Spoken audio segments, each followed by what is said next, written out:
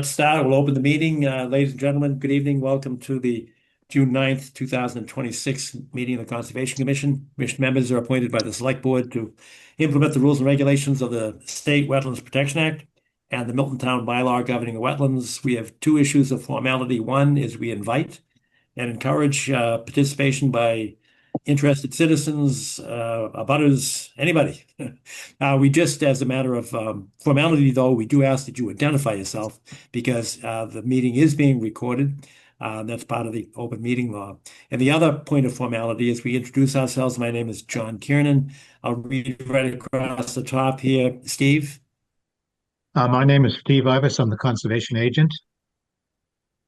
Philip. My name is Philip Driscoll. I'm the conservation clerk. Charlie. Charlie Bosworth, conservation member. Arthur. Arthur Doyle, commission member. Wendy.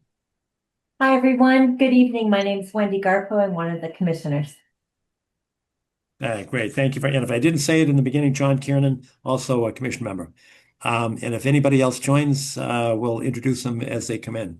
First on the agenda tonight is a very happy situation. That is, it's very positive, although we're very disappointed to lose Ingrid Beatty for, 19 years. She was a Conservation Commission member and a huge benefit and value to the commission and to the citizens of Milton. So first on the agenda is actually a resolution to honor her for her service and contribution, both to the citizens of the town, but also to the natural resources that she's committed to and devoted her life actually to preserving and enhancing those beautiful natural resources. I think she is on the high seas tonight. I've talked to her a bunch in the last couple of weeks. And she was aware of it, that she's first on the agenda. But she said she's not sure where the sailboat will land, so she wasn't sure she could join us. But notwithstanding that, and I actually have the plaque in my hand, which is right here, and the resolution will read just as it is on the plaque. It is presented to Ingrid A. Beatty, PhD, JD. And I'll go back and explain a bit of that. In grateful appreciation for the 19 years of service as Conservation Commissioner, and for your enthusiasm, expertise, and dedication to enhancing and preserving our natural resources. Milton Conservation Commission, the date is actually May 15th of 2026, the date that she resigned her commission. So I would actually make a motion to pass that as a resolution, that we present her with this plaque to honor her for her commitment, her dedication, her enthusiasm, and her expertise.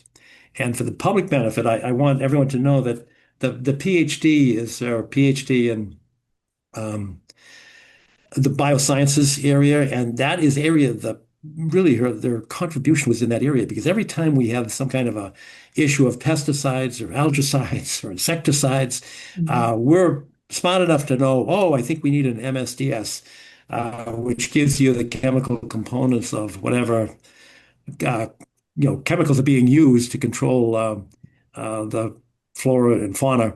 And it didn't mean anything to us, but she knew, and she knew exactly what it was, what the risks and benefits were. And she was our guardian angel to make sure that we did everything that we could to protect the environment. So she was a value added. So that's in addition to her JD as an attorney. She understood the significance of how to apply the rules and regulations, particularly in the area of biosciences, biochemical sciences. So it's with a great deal of gratitude and enthusiasm that we honor her for her commitment and dedication to us and to the natural resources that we protect. So that's the motion, that we issue this plaque in her honor, and I'd ask for a second. Second. Thanks, Charlie. Wendy, would you like to say anything? I wish you were here, because I have just huge respect for Ingrid. I always have. And we'll miss her as a commission member, but she's still around, and I'm still going to call her.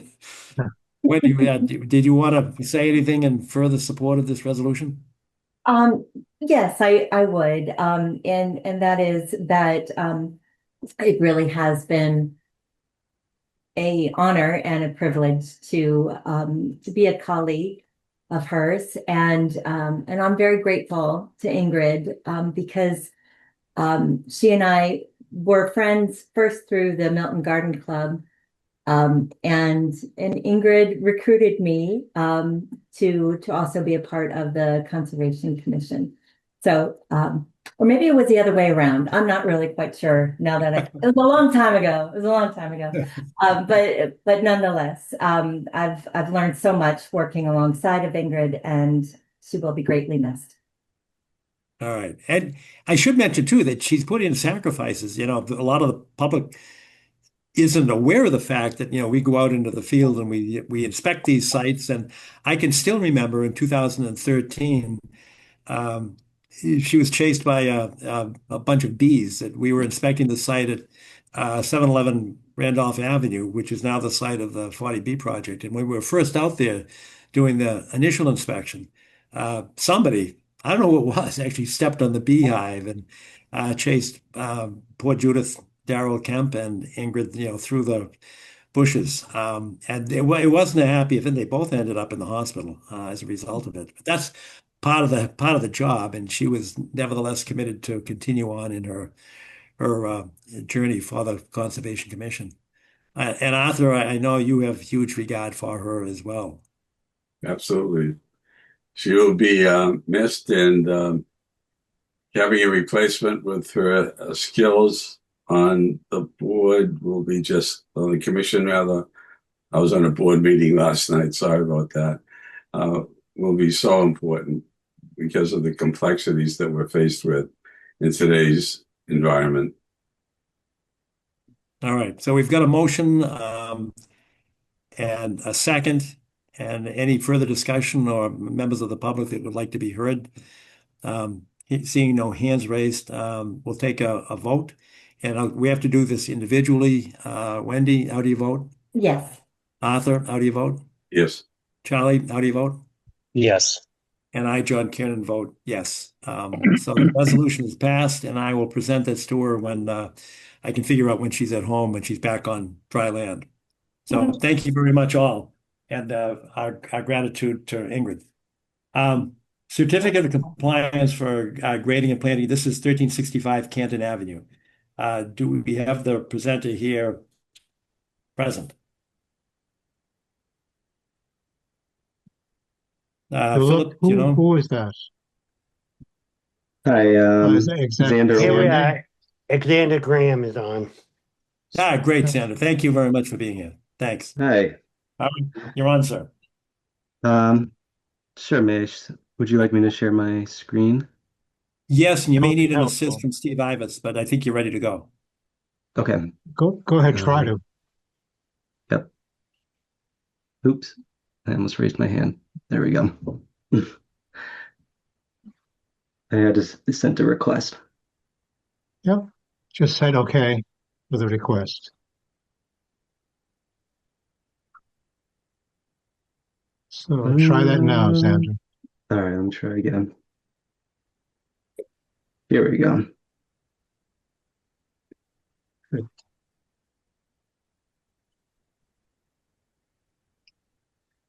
Oh, great. Thank All you. right, We see it. you all see that? Yes, All sir. right. So this was some restoration work for some grading that was done in the rear yard within 100 and slightly within the 50-foot buffer of a bordering vegetated wetlands. It's our understanding that the homeowner, Sabri Torkey, was in discussion with the conservation agent regarding these plantings, and so he advised us to submit the certificate of compliance. He placed some, I believe we have 8 fruit trees in the back, and then they regraded this area as well, which was a part of the original application. But that was all that was really to this application here. That's at the western corner, right? Yes. site? Yep. Northwestern. Yeah, more like the western corner of the site. Thank you. And I know we issued it. We've been out there. We took a look at it, and I think there were some changes made to our pleasure. That is that there were changes that we had suggested. So there was good cooperation from the applicant. And do we have I know we've got the attestation for substantial compliance, which is what we need. That's great. Do we have a sufficient period of time for survival? You know, we have a I select. don't think so. What's that? John, I don't believe so. You need 2 years. Right. And these were Why just I- put that's in. why I asked the question. And it's a recent. The order of conditions was issued on 12/18/23. So I actually have no idea when they were planted. But did you know that, Xander? I may need to ask I believe the homeowner is here, Sabri Torquay. Would Yes. you mind speaking to when those were planted? Yeah, that was a plant 2000 like 23, like the end of the fall. Of 23. Okay, I'm looking at the septic plan here, although it would be the same one. We've got last revised 6/14/23. So you think they were planted in late fall 23? Yes, and 24. You've got 2 years. So Yes. yeah, I believe Mr. Steve he see it before we did right before we did the plant a few times just to have his eye on it, and he say everything looks good. okay. Yes, I'm it sorry. Who did. was that you were referring to? He referred to me, John. Oh, okay, got it. Okay. Steve Ibis. Yeah. Yes. Okay. So if it was done in 23 or even 24, we've got our 2 years. I knew it was relatively recent. Are there any questions? There are two parts to this request because we've got the septic system component, we've got the planting component. Right now, we're just talking about the planting component. But if we've got our 2 growing seasons or 2 years, then I'm comfortable with this. Steve, if you were, I know the plant list was good. Yes. Because we talked about that. Any questions from commission members? None. I don't see any, so please speak up. Are there any abutters? I can't see the people out here. Are there any abutters that have a question on this certificate of compliance? And I definitely can't see anything. Could you take the screen down and then I can see the other people? Yes, I sure. would miss a hand.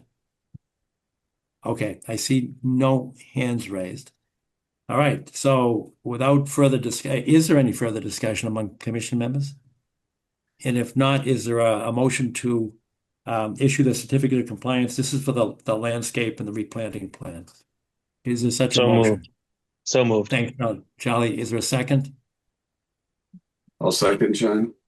All right, thank you, Arthur. Any further discussion? Hearing none, seeing none.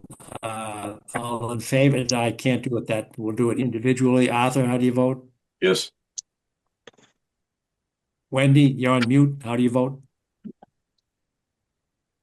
Yes. Thank you. Charlie, how do you vote? Yes. Yeah, thank you. And I, John Kiernan, vote yes as well. So that's the first part of it. Xander, can you give us the second part? Sure. Would you like me to share my screen again, or I think you got it?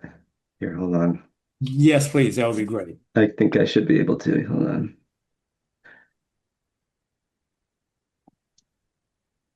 All right. So for this one, I'll direct your attention to the eastern portion of the site. This is for the septic system only.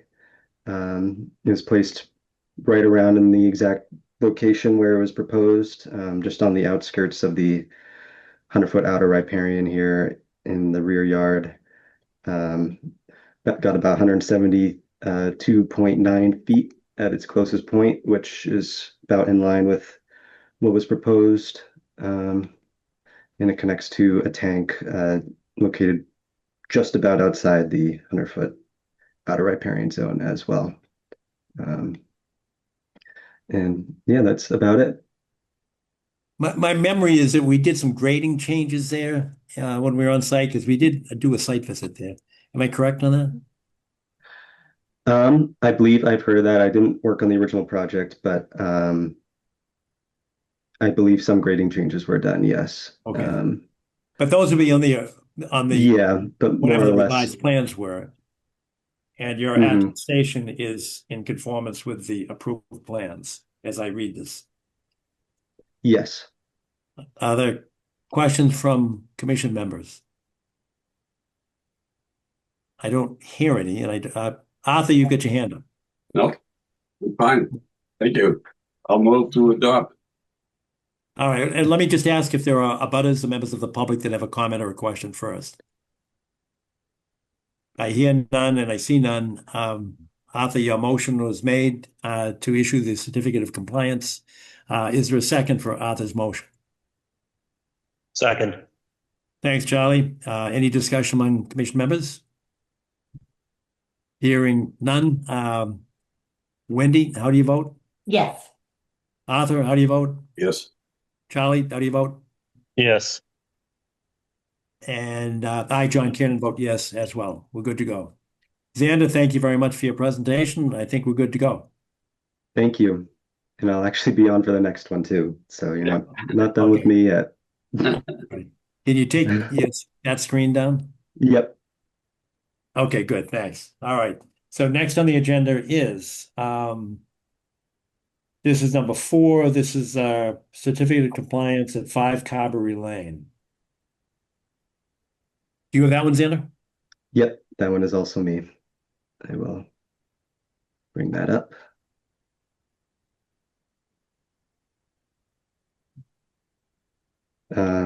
So this is a certificate of compliance for a pool plan. It was done way back, I believe it was approved way back in 2010. So we're here closing it out now. The pool is more or less put in the correct spot. There were 2 iterations of it. If I look back in the history, they originally wanted it a bit closer, but then the commission must have decided that a diagonal layout was better to keep it more out of the 50-foot buffer zone. So that's what was done. And then there was a dry well installed for the pool backwash, which we confirmed was installed by the pool company. And yep, that was it. So can you just walk me through that? One of our concerns, and it's been a historic concern, that we don't Okay. want discharge from the pool, and I don't even know, is this one, I can't remember if this one's, chemical bromide or chlorine or what, or is it salt? I'm not sure on that, but we did confirm that there is a dry well that was installed. It's outside Yeah, 50-foot that's our buffer. concern, because you're right close to Ballster Brook, and we don't want any discharge or backwash from the pool, going in the brook. But that would have been part of our order of conditions, because we've been very consistent on that issue for the last few Yes. years. Yeah, I mean, I believe that's satisfied, especially with the dry well that would transfer any backwash away from the brook. So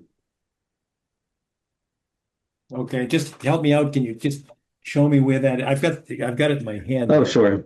Do you know where that dry well is? Yep, it is that dashed rectangle. Sorry, where's my compass? It's a southern side of the property, right along the property line here. Okay. All right, that's what we need. All right, any questions from commission members on this? And John, I just wanted to mention that I've seen it, so it's there. Good, okay. This is Steve. All right, thanks, Steve. Yep. All right, any other commission members with a question or a comment or a concern? I don't see or hear anybody now. Can you take that down for us so that I can see the Sure. rest of them? Well, I was just concerned. I want to see if there are any hands raised from abutters or members of the public. Seeing none, hearing none, and on the basis of your attestation that it's in substantial compliance with the approved plans, is there a motion to issue the certificate of compliance? So moved. Thank you, Charlie. Is there a second to that motion? I'll second. Thank you. Thanks, Arthur. Any discussion among commission members? Hearing none, seeing no hands raised, we'll take a vote. Wendy, how do you vote? Yes. Arthur, how do you vote? Yes. Charlie? Where did Charlie go? Yes. Yeah, perfect. Thanks. You disappeared. All right, and I, John Kiernan, vote yes as well. So that's unanimous. You've got your certificate of compliance, Xander, and we thank you for your presence here tonight. Thank you all. Unless you got Have a another. Do great you have night. another one? Nope, that's the last one. That's your last one. Okay, good. Well, thank you Last very one. much for your attendance. Yeah, Good job, no problem. Xander. Thank you. Have a great night. Thanks. You too. Next on the agenda, we're up to number 5, notice of intent, 515 Blue Hill Parkway. This is continued from May 2nd, 2026. That was a site walk, and I think there were 4 of us present on the site. Garrett, I think we were there with you. Yes. And thank you very much. I know Philip was good enough to send around your recent description. What do you call it? I just printed it out. It's in my hand. I have not read it. Yes, and I apologize for that. I got a notice that said we were on at a different night, and then and I know Philip's been busy and he's had medical issues and stuff going on, so I know how that is. But when I got the notice today, I panicked. I had the plan relatively ready. I had one question we were trying to answer, so I just put it together so we could talk about it this evening. So I didn't want to slow things down. So and I know it's a little, so I apologize for getting it in this afternoon. But if you wouldn't mind, I'd like to discuss it a little bit so that we can at least talk about it this evening. That's perfect. And for the public's benefit, on May 2nd, I think those present, including myself, Arthur was there, Hans was there, Tom Palmer was there. Wendy, I don't think you were present. This is 515 Blue Hill Parkway. I believe that's correct. So some of us have some knowledge of this. And one of the big issues for us was the tree removal in the backyard. And we asked you for a tree survey, which you gave to us. Yes. And I think you're familiar with policy of replacing the circumference or diameter, however you measure it. It comes out mathematically the same way, that you have to replace the trees that you removed within our jurisdiction. And it's a pretty hefty amount of trees. Have you discussed this with the applicant? More or less, yes. They knew that they had to replace them. So I'm trying to basically what we did was when we were out there, I recall we spoke about, I was going to put as many trees as I could out there. So with the spacing that I have, I tried to get as many plants in as I could. I also used a ton of shrubs. I don't know how you feel about those. We like shrubs. Yes. So I tried to do a thorough ecological restoration as we discussed on the site. I do believe because there is a lot of, when I was out there, I saw a lot of Japanese knotweed popping up. I would like to try to get rid of some of that prior to putting the shrubs in, because I have a feeling, unless it's constantly mowed, which is going to be difficult with all the small shrubs in there, it is just, they're going to overtake everything and it's going to die out. And that'll come before the 2 years. I'm familiar with this process. I do this often. I had the situation happen to me recently in Braintree. So I want to make sure we can at least address those and at least manage them, if not eradicate, not in the wetland, just in the buffer zone.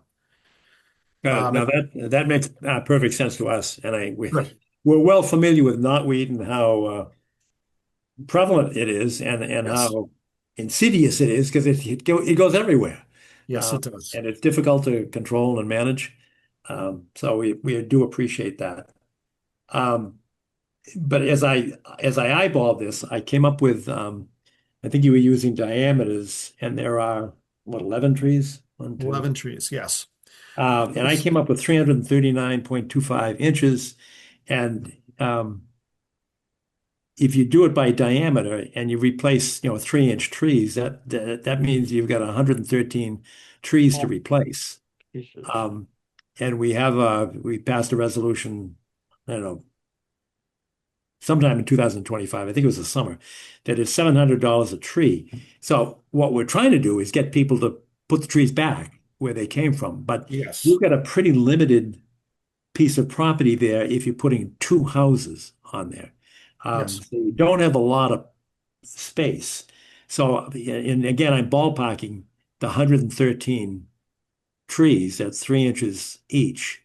And by the way, the shrubbery, we have a 6-to-1 ratio for you can trade a tree for six shrubs.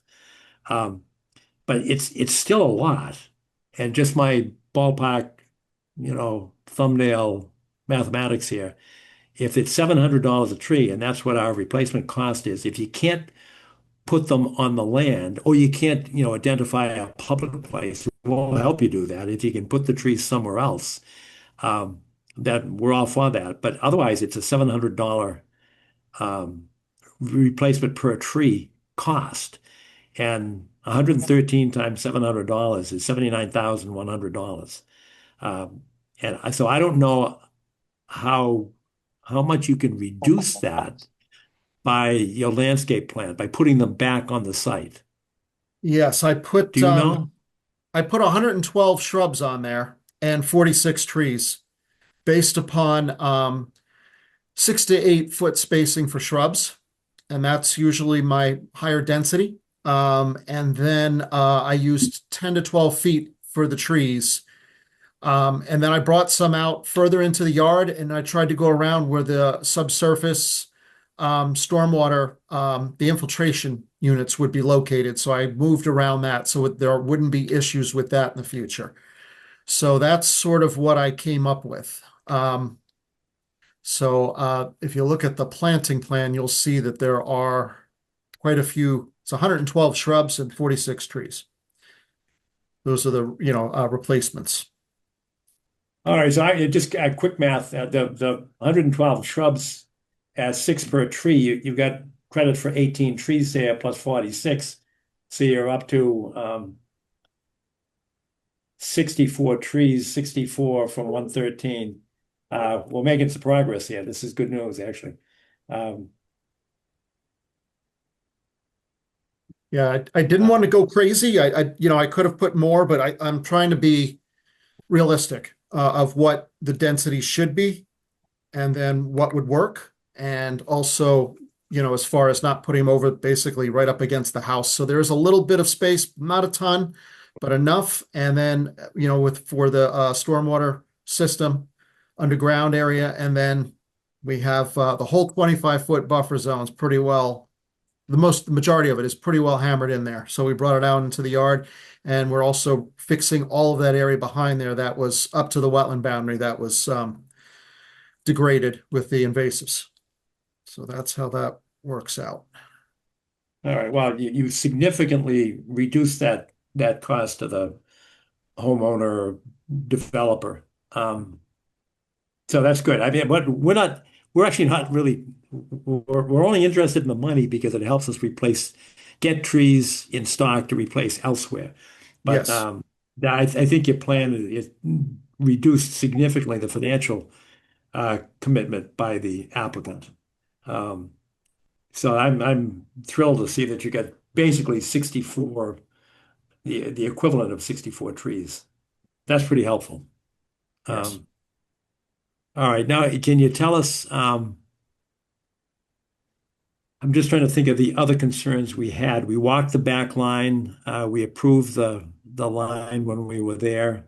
And our concern was primarily the tree replacement. But tell us about what you've got here in this, that which you produced tonight. Just kind of walk us through what's here. Yes. What you may not know is I do a lot of ecological restorations. I do them even for Mass DOT. This is one of the areas that I'm pretty well known in. A lot of the commissions around here are familiar with me. I have one of the few wetland replications with Mass DOT that was chosen in the last lottery to be reviewed as far as being successful. I know that's not what we're doing here, but I pay attention to the detail, and I always make sure that these are successful, because a lot of people don't put the time or the effort into it. I only work with a couple of contractors typically that are actually ecological restoration contractors. So usually we have very standard protocols as far as the identification, weeding, and then cut and treat, and the removal of all plant matter, invasive plant matter. So basically what we do is we'll pick an area. We don't just run out and go all over the site and start ripping stuff up. We'll start one location, set up a transect.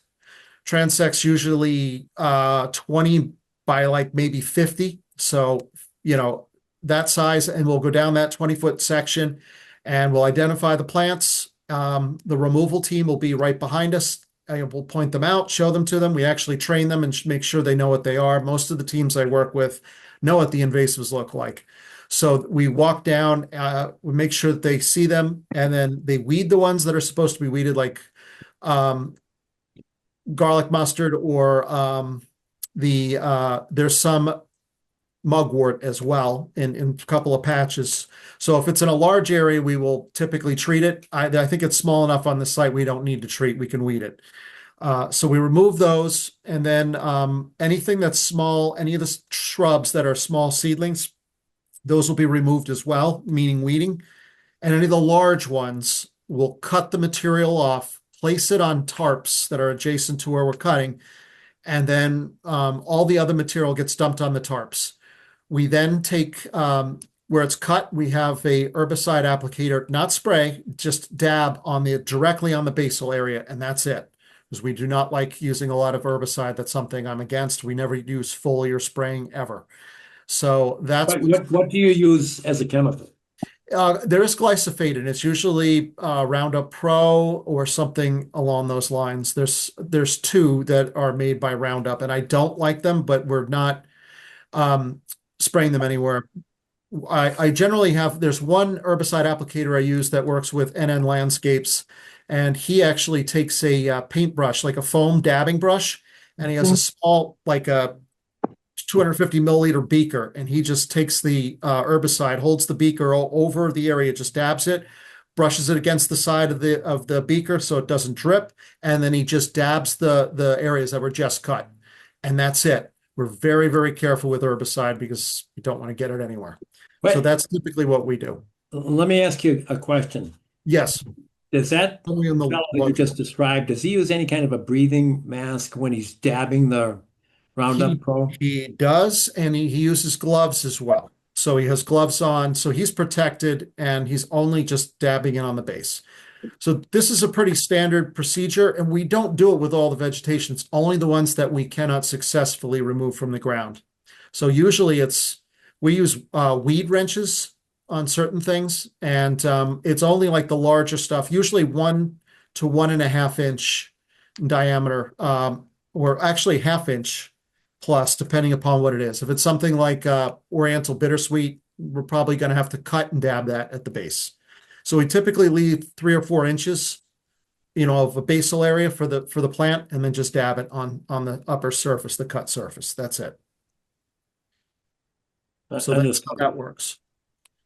And then that's it. And then we keep moving the transect along till all areas are completed. I go through, inspect again, just to make sure there's nothing missed. There's no plant material, like there are any berries or anything that have been dropped or discharged from the plants that are on the ground.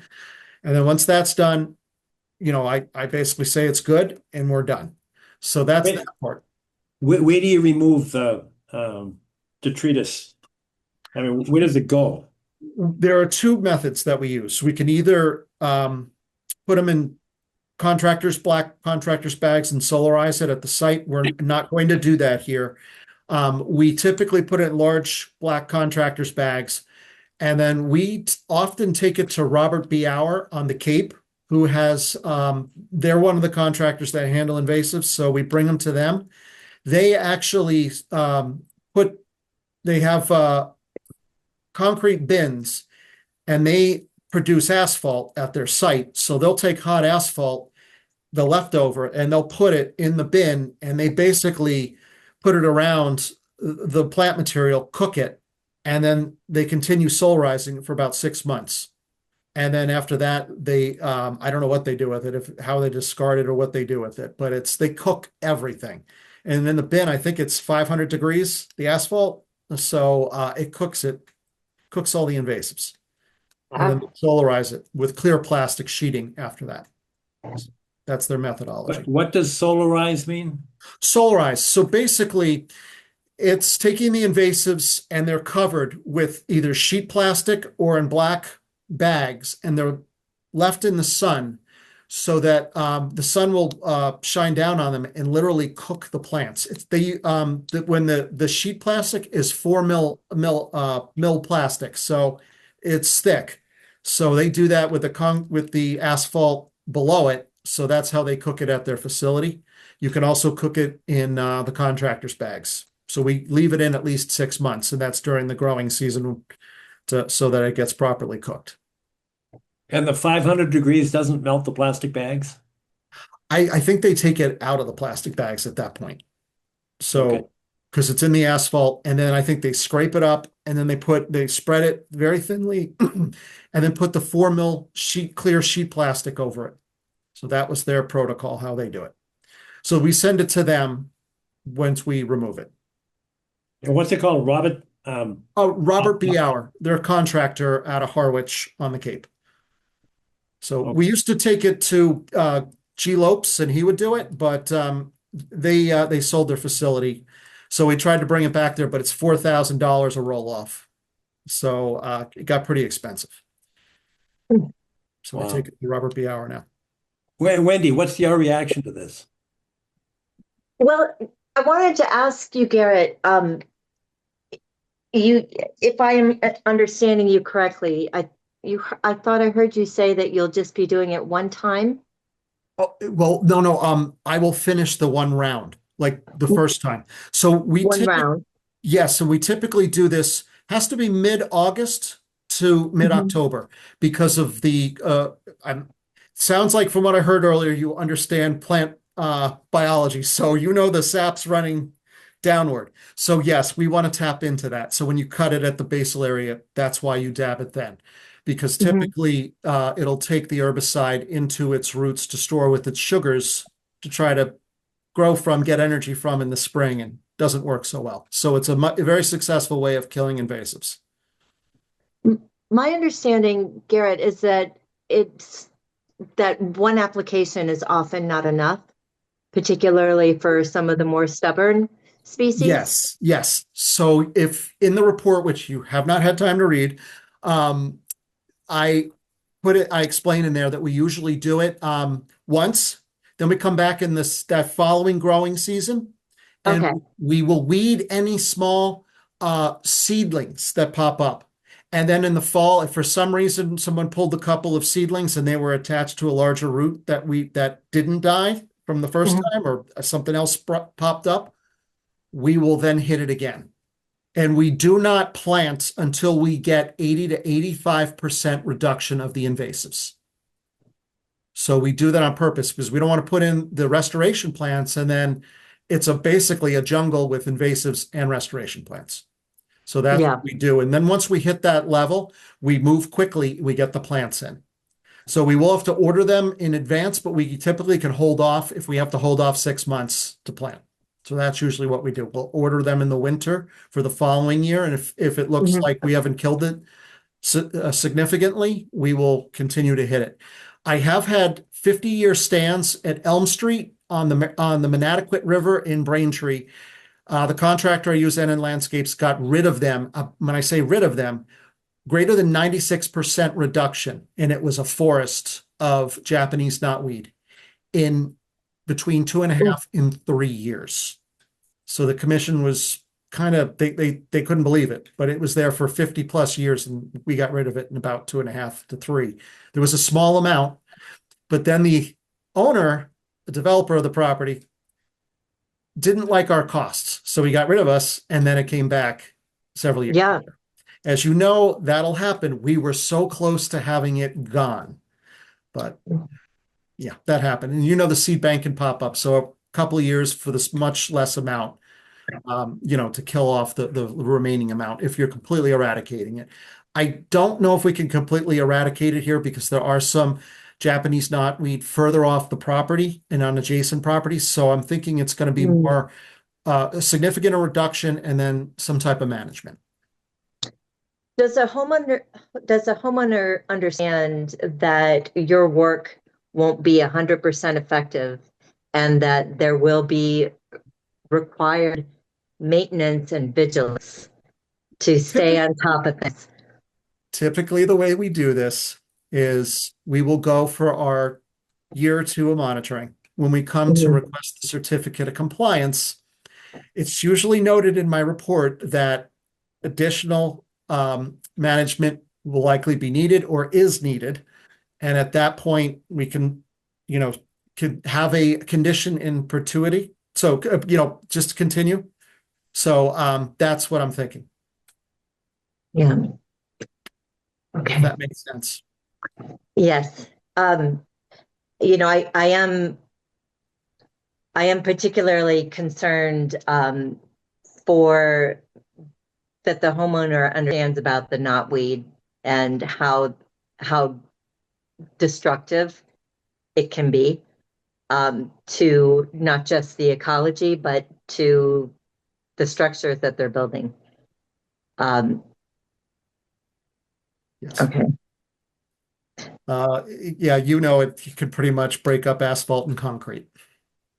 Yeah, it's crazy. Roots, yeah, and they can go down 50 feet, we had one stand on the Taunton River. I was working with the U.S. What do you call it?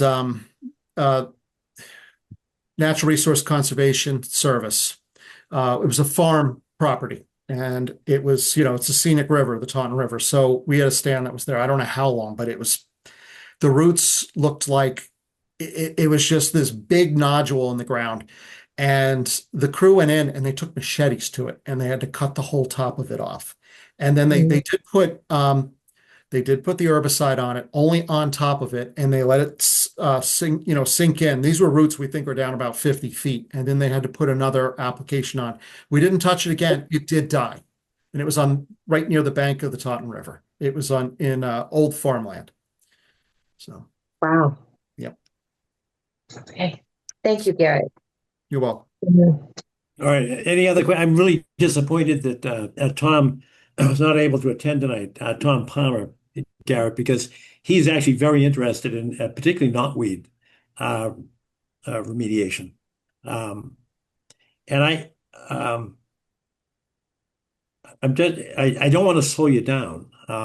And so we'd have I guess a reason. We just got it. And I know I haven't read it, but from your description, it sounds like it's what we need. But I haven't read it. I would love to continue the hearing so I could read it and get Tom Palmer involved, but I don't want to slow you down. That's not my point. So my question is this. You've got really two parts because you've got a demolition permit. Do you have that permit yet from the building department? I honestly don't know. I have not been privy to what those aspects of the project. I only am working with you guys, so that I'm not certain about the demolition permit. All right, because one of my thoughts was I would love to have time to read this, and I know Tom Palmer would like to be able to read it.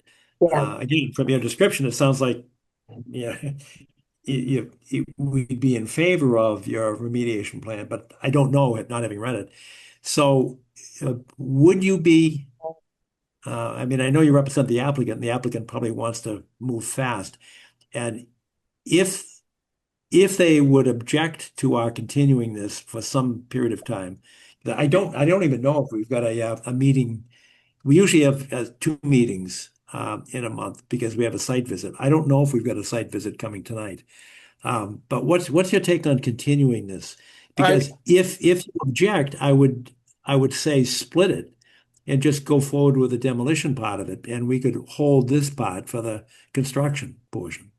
I'm like I said, I'm uncertain. I would be in favor of that, and I completely understand because I got it in later. I got it in today. You didn't have time to review it, so I completely understand that. And also, this might interest Wendy and whomever is interested in native plants. I'm actually starting a native plant business. Be- Really?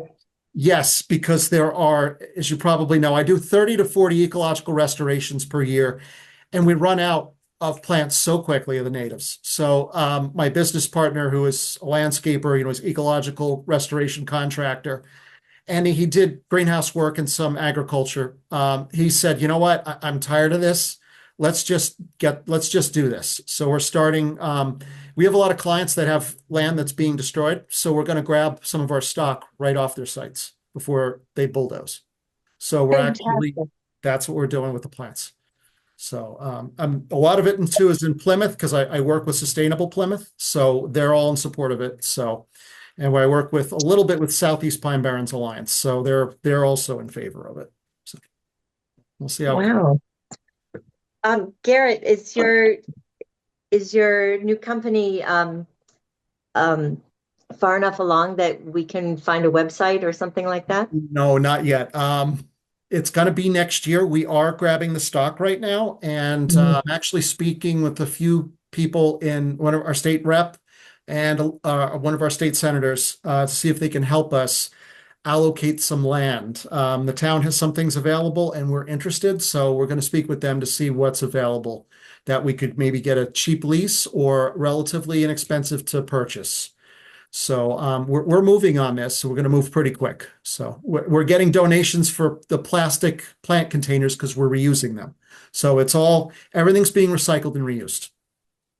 When you say the town, you mean the town of Plymouth? Yes, yes. So I used to live there. I don't right now. I'm going through a hellacious divorce, but I will be back in a couple years. And I still am. I wasn't leaving Sustainable Plymouth. I volunteer. I told them I would do all these different things. I wasn't going to abandon them. So I continue, and I'm coming back. And they're trying to help me come back as fast as I can get back. It's good group of people. I also used to live in the town of Plymouth, Garrett, and the Plymouth County. Is it the sheriff's department? They have a farm there at used to be exit 5, Yes, Obery Road, I think. I would yes. think that you would be a great fit for what they're doing there. I would, and actually, the nursery is a stepping stone, and I also have a stormwater unit that collects rainwater, and you can use it for irrigation that I'm working on. I need to do these two things. I'm trying to get to my aquaponics farm, which is 45,000 square feet, but it costs 3.7 to $4.2 million. And since I'm going through my divorce right now, I'm I'm going the opposite direction, not forward. So that's what I'm doing to get the money to do the aquaponics farm. I also work with UMass Lowell, so they do a lot of the research for me. So Awesome. What do you think about if we continued? We have a regular meeting. Philip, when is the next meeting? Tuesday, July July 14th. July 14th. If that's too long for you, we might try to split this because I'm Okay. assuming that from a construction point of view, the demolition is going to take some time and permitting. My point is I'd like to get a little bit more time, but I don't want to delay you unnecessarily. Okay. We would be open to splitting it, no problem. All right. What does the board think? Arthur, do you have any thoughts on that? I'm very flexible on this, John. Okay. All right. Because the notice of intent really doesn't have a lot of detail on the demo. It doesn't have any detail on the demo. My only concern with that would be that we would require that which the building department has to require. And that is it's an older home, so I'm sure there's asbestos in there somewhere. So they have to have, asbestos control as part of that demo permit. And that's something that we would require too. Why don't we do it this way? Maybe we can coordinate with I've got a meeting coming up pretty soon with Mike White. And I'm just trying to not slow you down with the bureaucracy. why don't we do this? Why don't we continue it until July 14th? Yep. And then I'll talk to Mike White from the demo permit side. And if you fellas need it, if necessary, we can have a Special meeting. site visit. We can do it. A site visit would be like this. We just have to do it. We just have to have open meeting law compliance. Right. But I'd be willing to put this on if there was some kind of necessity to move it before July 14th. So why don't you check? I'll check, and if necessary, I'll get back to the commission and say, look, we need a quick meeting on whatever, 2 weeks from now. And it would just a meeting like this on Zoom. And that way we're not unnecessarily delaying you. Right, and we tie in with the calendar that Garrett was talking about in terms of the invasive control as well. Yes. Oh yeah, no, we'd be in compliance with it because you were talking about August, right? Yes, we would start, we would go out, be mid-August, do the initial weeding and the cut and treat. Yes. So anywhere from mid-August, we'd like to do it with the initial weeding, probably mid-August to early September, because for the initial one. So that would be our goal. So we'd have time on that side of it, I think. So But by if they planning were on looking, January, what's that? I was just going to say by planning on July, rather, that gives him a planning window. So that takes him through August, September, Yeah, without having to wait any further. yeah. It's probably, I just don't want the system just to, Right. Want to interfere be with fair. a legitimate construction plan. Yeah. Why don't we do that? And just call me back, talk to Philip, and if we need to, we could schedule a quick meeting to split it. But splitting it would also require some assurances and some special conditions that the abatement during the process of demolition, because that's within our jurisdiction as well. We'd probably end up deferring to the building department on it because I know they've got the state regs right in front of them for the demolition part of it. But we would require the same special conditions that they would. So does that make sense to you? All right. So if you need to, we can come back and we have a special meeting, which we often do and we may do it anyway for a site visit. So why don't we leave that open? Put it for Philip, if you could put it on for July 14th, and then Garrett, if you can call us back if you need a faster meeting, we'll cooperate with you. Sounds And great. John, Makes sense? that's summer vacation Nope. period too, so we want to plan for a quorum in advance. Yeah, we should plan for a quorum for everything. I know. I Over know. the summer, just raising that. Yeah, well, that's going to happen anyway. I mean, that's our regular meeting, the July 14th. So Right. yeah, we'll ask everybody to plan to be able to attend on that date. One other question for you, Garrett. What's a weed wrench? Weed wrench, it's a device that basically puts pressure on the weed that you can actually pull the weed out of the ground pretty smoothly, and it basically for larger plants. You just have to be careful with it because you want to make sure you get all the roots. So I've used, they also have them designed to go on, they look like a shackle.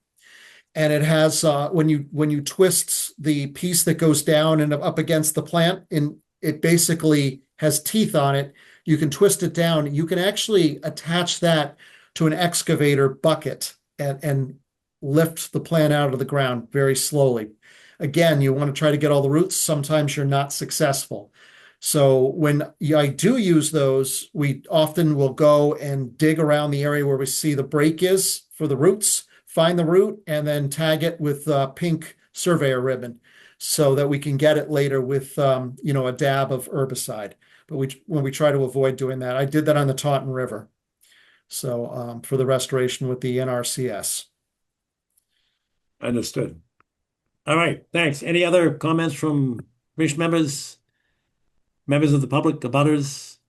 Hearing none, we'll continue this to July 14th with the provision that if you need a faster response on the demo portion of it, call Philip, and we'll work with you, Garrett, on this one. Okay. Sounds good. Perfect. Good. All right. Thanks all. I appreciate it, Garrett. Thank you. Have a good evening. You too. Next on the agenda is extension request 117 Fuller's Lane.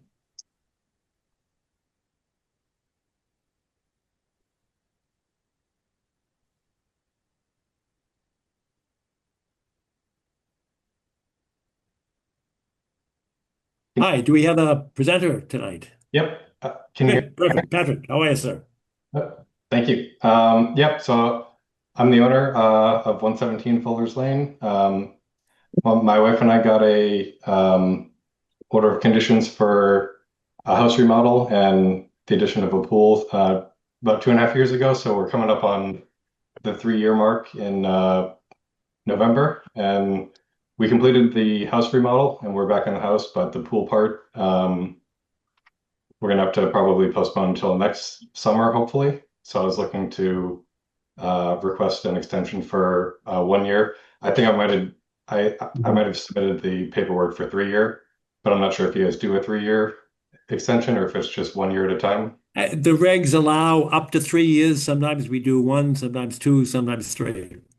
Okay. It depends. I mean, we're pretty user friendly, so we try Sure. to work with the applicant and realistically look at it and see what do you need. Now, Yep. I have a question for you because Sure. in your description of what you're going to do, what you stated, I don't have it in my hand, but I know what you said. Um, it conformed to my memory exactly that the pool was going to be a later project.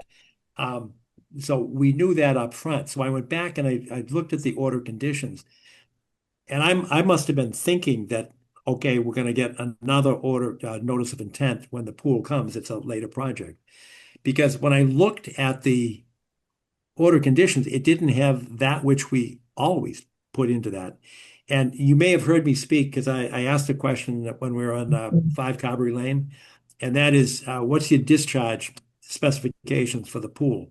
And for the last 34 years, we have always had a concern about discharging into the wetlands, and you are very close to the wetlands.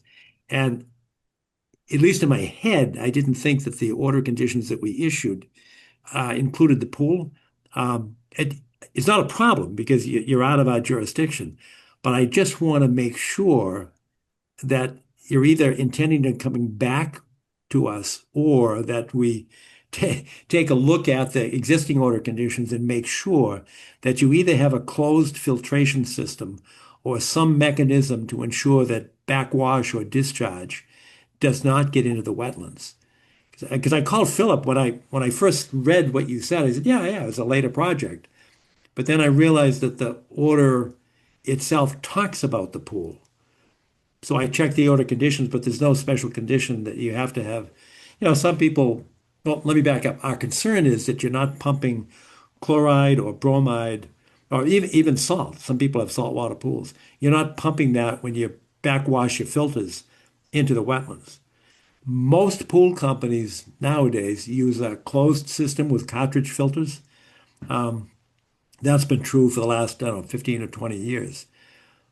But it's not on the order of conditions. So I just want to make sure we don't talk ourselves into a problem. Do Sure. you have specs on the pool yet? No, we don't at all. So it's probably something we're going to be doing this summer is getting a contractor and getting all the specs. So if that's something that I need to come back and show you guys, we can absolutely do that at a later time. I just didn't want the original order of conditions to lapse if it was still relevant for this project. And forgive me, I'm just the homeowner, so I'm just kind of representing myself. So I'm not super familiar with all the nuances of things that we need to make sure that we adhere to, but we absolutely want to, comply with the closed system and making sure that the backfill piece is handled to your expectation. So I just wasn't sure. I'd prefer not to do a whole other set of notice of intent if it's possible. If I can come back to you and show you guys the plans or whatever you might need as part of this initial project. Why don't we do it this way? That we'll agree to an extension of whatever. I don't care if it's 1 year or 2 years. Um, if you're doing it right away, we can just do it 1 year. But if you need more time, we'll give you 2 years. But it's subject to approval of the pool specifications. Because I don't want to extend what I would consider a blank check. Because when I went back and looked at the order conditions, I said, "Oh yeah, well, I thought it was going to be a later project." And in my head, I'm thinking they'll give me another notice of intent, but it didn't say that. So I don't want to extend a blank check unless you agree that you'll come back with the specs. And that's all we're concerned with. I mean, the placement of the pool, we saw it on the plans, and I went back and Philip sent me to the approved plans, and it's right there. So it's not an issue as long as you're not dumping chloride into the wetlands. Absolutely. Yep. That's not Okay. our intent. We love our, the nature that's around us, and we definitely don't want to harm it. So we've done our best to comply with everything else, and the pool will be no exception. So if you don't mind, I mean, everybody else that I live with in my house wants to have a pool for next summer, so the objective would be a 1 year extension. But if we could just do a 2 for now, just in case, financially or for whatever purpose, it might need 1 extra year. I think 2 would be more than adequate. And in the meantime, I can work on getting the specs, and then maybe submit for another, like a future meeting to present that to you guys, or. Sure.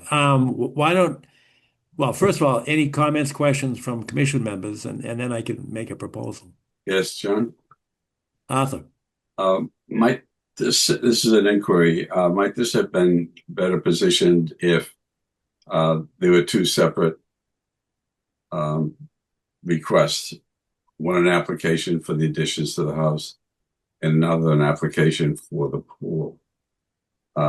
The reason I say that in part is because the application calls for 5 additions, extensions to existing house.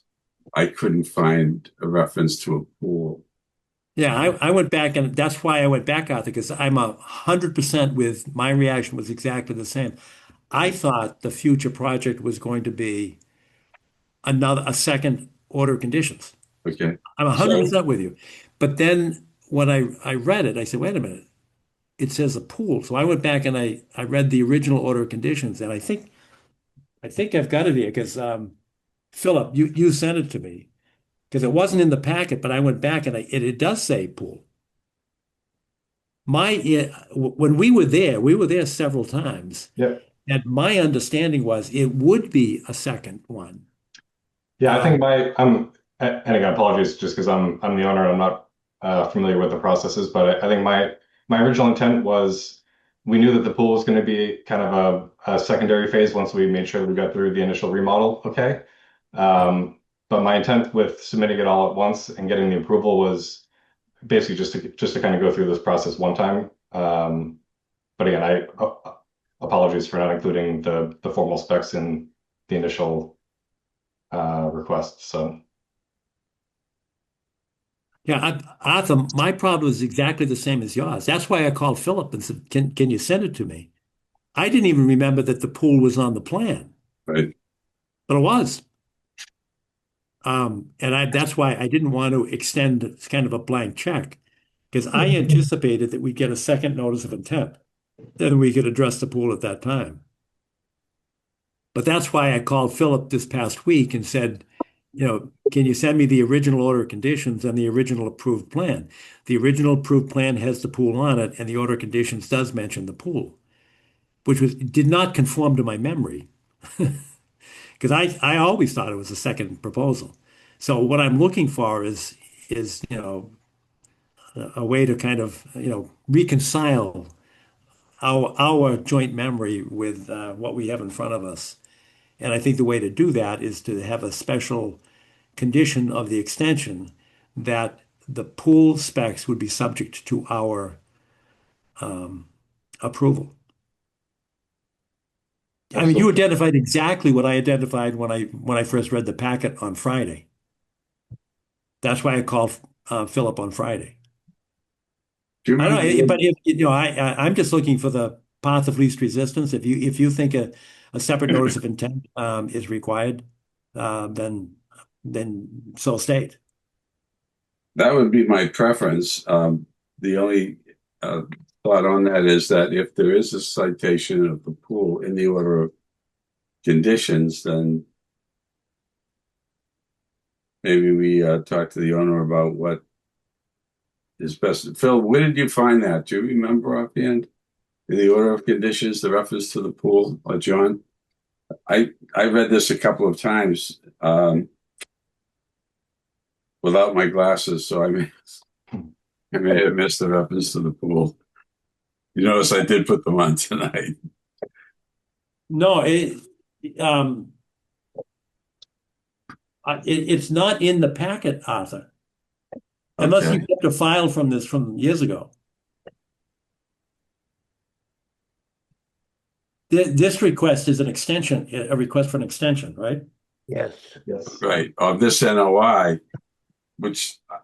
in which I don't find a reference to the pool. Hang on, now I just put it down, I think. So working with the owner, maybe an alternative would be to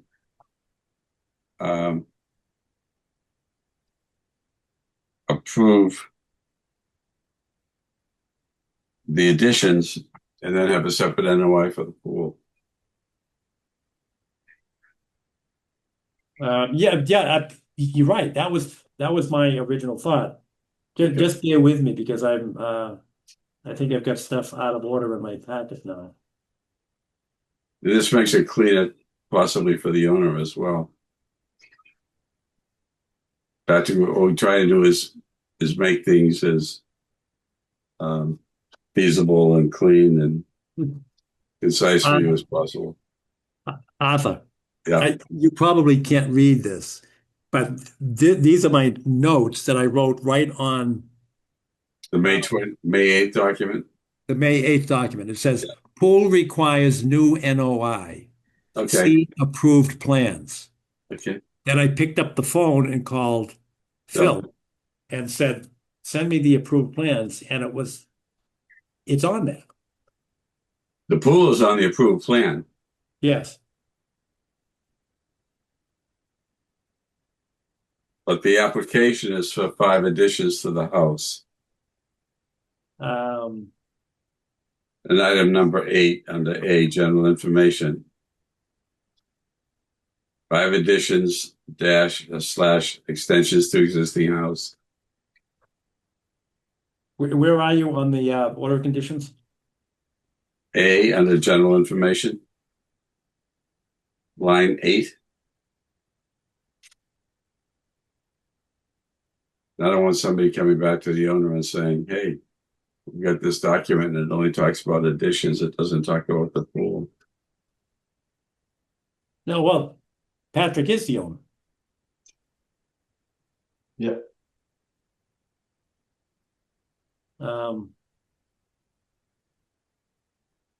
See attached special condition.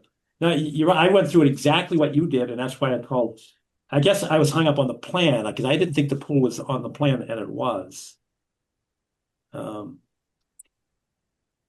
I'm looking for what triggered my response. But you're Charlie right, has his, on section 8. Charlie has his hand up. Maybe he can shed some advice.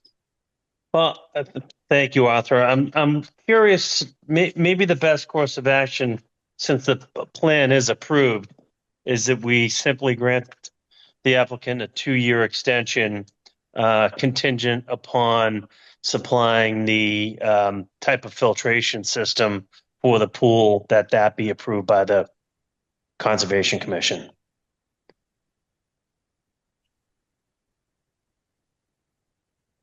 Yeah, I agree with that because that's what I said. And then Arthur correctly, went through the same process that I did. But I think I was responding to Charlie, I agree with you 100% because that's what I said. I'm agreeing with you, John. The applicant has an approved plan showing the pool. Right. That's what I'm hung up on. just place the one contingency upon the applicant, and because he wouldn't get a certificate of compliance if he doesn't comply. Well, if that protects the applicant, I'll be fine with that. It should, right, John? If it protects the applicant. Yeah. Sure it does. I'm trying to protect us.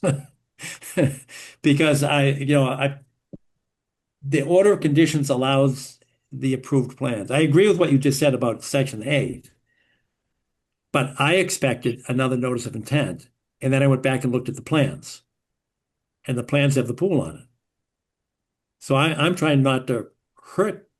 To me, that was a mistake that we approved that plan without having those specs in the special conditions, because they're not there. And that's where we always put the special conditions for a pool to ensure no back charge into. So I saw it as my mistake when we approved those plans. And that's So on us. I was trying to protect us. And it sounds like Patrick is agreeing with us. And then he said, yeah, I'll do that. Well, I mean, I think ideally, again, forgive me, it's been a while since I did the original notice of intent. I'm not sure what the policy would, or what friction would be to resubmit a new one versus, to me, the 2-year extension contingent on you guys approving the discharge plan for the pool, I think might be easier for me. And I do remember back when we were doing the initial process for this, we did redesign the layout of the deck to make sure that we stayed outside the 20-foot buffer zone, and did whatever else we could to comply with all the protection that you guys have in place for that area. And I did, towards the very end, I did acknowledge the pool and the fact that we might need to ask for an extension for that. And at the time, you just said, basically it's good for 3 years, and if you come up against the 3 years, you can ask for an extension. So I know the pool was discussed. Guaranteed, there was no detail provided on the filtration and all that stuff, because we weren't as far into the plans as we were for the house component of that. So that'd be on me. But if there's a way that we could do the 2-year extension on the existing piece contingent on you guys approving the discharge plan for the pool, I think that might be something that I might be looking for. Yeah, see, Arthur, I see this as our mistake, my mistake, because I'm very focused on pool discharge. I always have been. So I'm trying to cover us, not the owner. And I mean, we can absolutely give you guys whatever you're looking for in terms of the discharge requirement. I'm sure we can build that into the plan.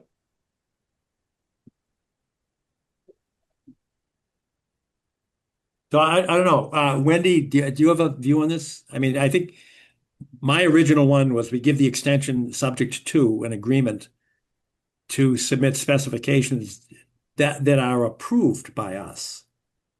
Because and Patrick, just so we're clear, my view is that you should not be discharging chlorine into the wetlands. And I think the state would agree with that, in addition to the town. But I think it was a mistake to have that plan approved with the pool on it, because we didn't at the time consider the pool specifications. The only other thing that I caught, John, in this is that we signed off on the NOI on November 27th of 2023. And the plan is dated June 5, 2024.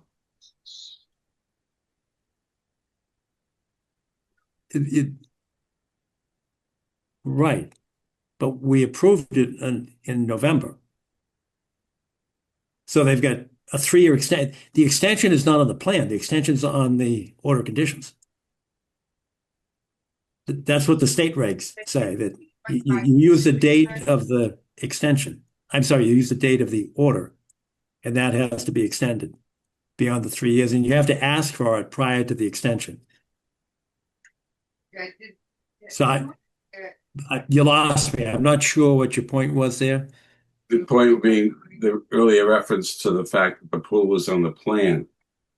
But the plan that we have here is dated 2024, whereas we signed off on the 5 additions in 2023. Well, that doesn't make any sense because the plan, that's a good catch. Now I've got it in my hand. And you're There right. was, I'm not sure, It says there, 24. there might have been a couple of plans because the initial plan that we had provided, we ended up, you guys had requested that it had been more than like a year or two since we had the initial plan done, and you asked us to come out and restake the wetlands, which actually had grown further into our yard. So we did that to accommodate like the more recent, before we did construction, I think you guys had requested that we come out and restake and submit a new plan that showed the new lines of the wetlands. So I think that might be where the 2024 version came in. I understand, Patrick, what you said, but Arthur's got a good point. How could we have signed the order of conditions? What's the date on the signature on the order? 23. November of 23, yeah. Now, let me, can I That's need a, bizarre. I need to clarify, I need to get a clarification on something. This site plan that we have, titled Site Plan Proposed Addition 117 Fuller Lane, was this drawing submitted with the request for an extension, or was this drawing, Philip should be able to answer this, was this drawing submitted or part of this original application, which it couldn't have been based on the date, but my Right. point is there must be a original plan for this site dated in 23. Yep. So the question still stands. Is the drawing that was provided in our package, was that submitted with this extension request? I think I did submit that, the 2024 one that you're looking at. That was Yeah. for the extension request. Okay. So we don't have, what I'm trying to get at, guys, is we don't have the original drawing in front of us. Right. That's what I called Philip for. Philip, do you have that? I'm looking on my phone for what you sent to me Friday. Hold on. Because The one that's why I called for the approved plan to see Right. Now what I the approved remember. plan. Let me see if I have it on my phone. Hold on. And Patrick, what you just said is correct, because we did ask you, there's another 3-year extension, and that is for the delineation. And we did ask you to update the wetland delineation. And we did move a couple of the stakes in your backyard. Yep. And you're correct that you did, accommodate our concerns and move Yeah, the addition. it sounds like that the applicant merely provided a drawing that was done throughout the course of construction and not the original one that was voted on back in 23.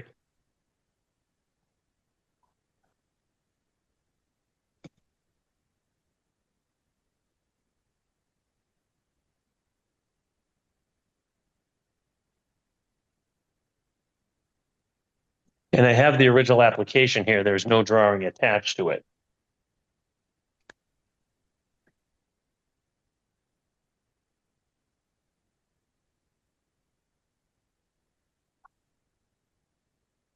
Philip, I can find the original order of conditions that you sent to me.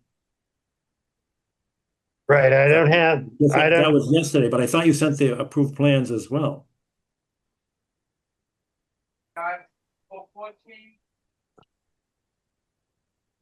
I did, but it must be in a file on my desk. I don't have it in the my sent mail. I actually have one When you handy. sent me both of them. Right, but then I put it into on my desktop. I put it into a file for 117 Fuller's Lane. Order of conditions.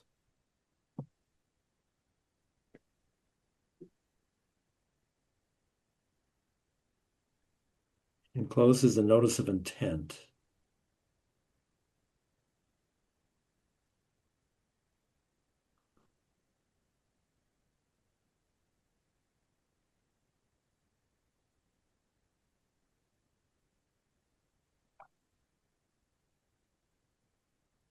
So what you sent to me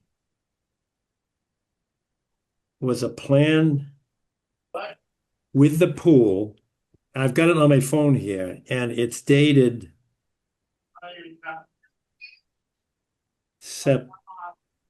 I just saw the date.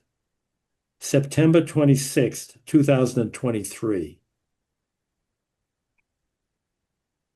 So that's the date of the site plan showing proposed additions at 117 Fuller's Lane. Yeah. The Ponset Valley Survey Associates. And that plan has the pool 8 feet by 20 feet. And I don't see our stamp on it because they used to come in as back as stamped approved. I don't see the stamp, but that's what you sent me. So the date is September 26th, 2023, which would conform to our approval of the order of conditions or the issuance of the order of conditions dated November 27th, 2023. So Charlie's right, and Patrick's right, that the plan that we're looking at in the packet has a date in August of 24, but the plan I've got in my hand is dated September 26, 2023. And that's what sounds like we have our ducks in a row for everybody. Yep. What's that? Yeah. All right. So Arthur, my proposal was designed to cover us because I was embarrassed when I saw a pool without the special condition. And the special condition would have been, a closed system without discharge. We can put those in the extension. What's that? We can add those to the extension of the conditions. Yes. So then everything would work for everybody, both Patrick and the contractor. Yes. That's correct. And that's Charlie, Charlie, you're a genius. What? Yeah. Thanks, Arthur. Wendy, you haven't said anything. You want to weigh in on this? You're on mute. I definitely do not want to weigh in, but thank you. Okay. All right. Well, I always look for the path of least resistance, as Arthur knows, and I think this may be the way to do it because it covers us for not putting in that special condition back when this plan was approved. And we get what we need, which would be our approval for of the specs from the pool company or the manufacturer to make sure that you're not discharging backwash into the wetlands. Makes sense to me. Patrick, do you agree? Yeah. Thank you. Okay. Arthur, you good with that? Yeah, I'm fine. Okay, thanks, Charlie, and thanks, Wendy. So I'll make the motion that we extend the order of conditions for a period of 2 years, subject to and conditional upon submission of the pool specs for our approval. And so that there's no mistake, what we're looking for is assurance that the water will not be discharged into or near the wetlands.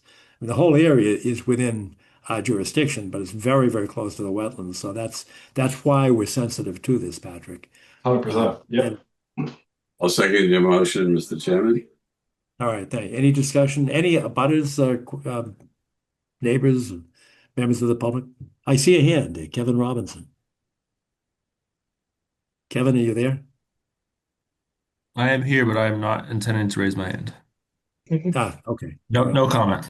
Okay. All right, thanks. All right. Any discussion, members of the commission? Hearing none, there's been a motion to extend for 2 years with a special condition of approval of the pool specs.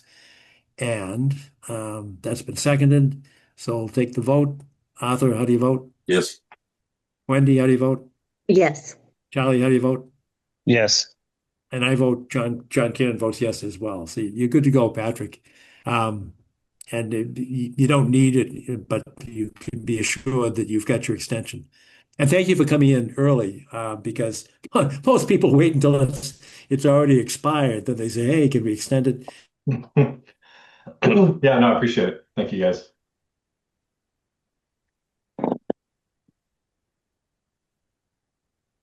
I think you got what you need. Okay. Thanks very much.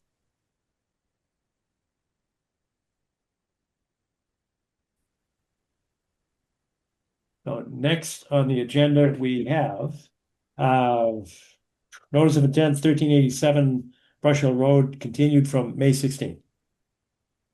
Good evening. Ken Ken, Thompson here. Can you see me? we can indeed. Welcome. Okay. Can I share the screen? Yes, you can. I think, Steve, can you give him the I authority? believe so. Let's find out. Okay. Let's see. This one. There you go. Okay. No, that's the wrong one. I want this one. There we go. Can you see that screen? Oh, Not yet. Not yet. let's Not try it yet. again.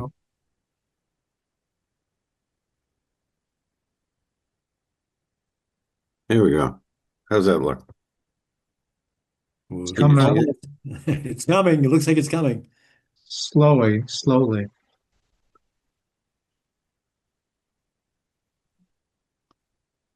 We It's don't all see black it right yet. now. It's all black, yeah. Okay. I'll stop sharing and try again.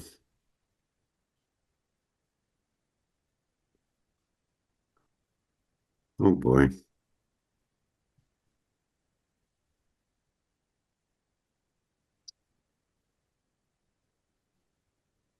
There it is. There Yeah. you go. Yes. Now we got it. Oh, Perfect. finally. Don't scare me. Especially at this hour. It's been a marathon tonight. Existing foundation, it was approved previously, due to financial, whatever reason, the foundation went in, utilities went in, but basically it stopped at that point. So it's the same building, a little modifications. When we had the wetland, review on Saturday, he asked me to add 6A, which we have down in here, and adjusted the buffer zone. Since then, the engineer and the architect, the engineer decreased these rain gardens a little bit and tightened up the contouring so as to minimize more tree cuts. Then the two of them met and they came up with this next plan. Oh, I didn't do this. No, not this way. I want to go to this one. I probably have to stop sharing here and get the other one up. Hmm.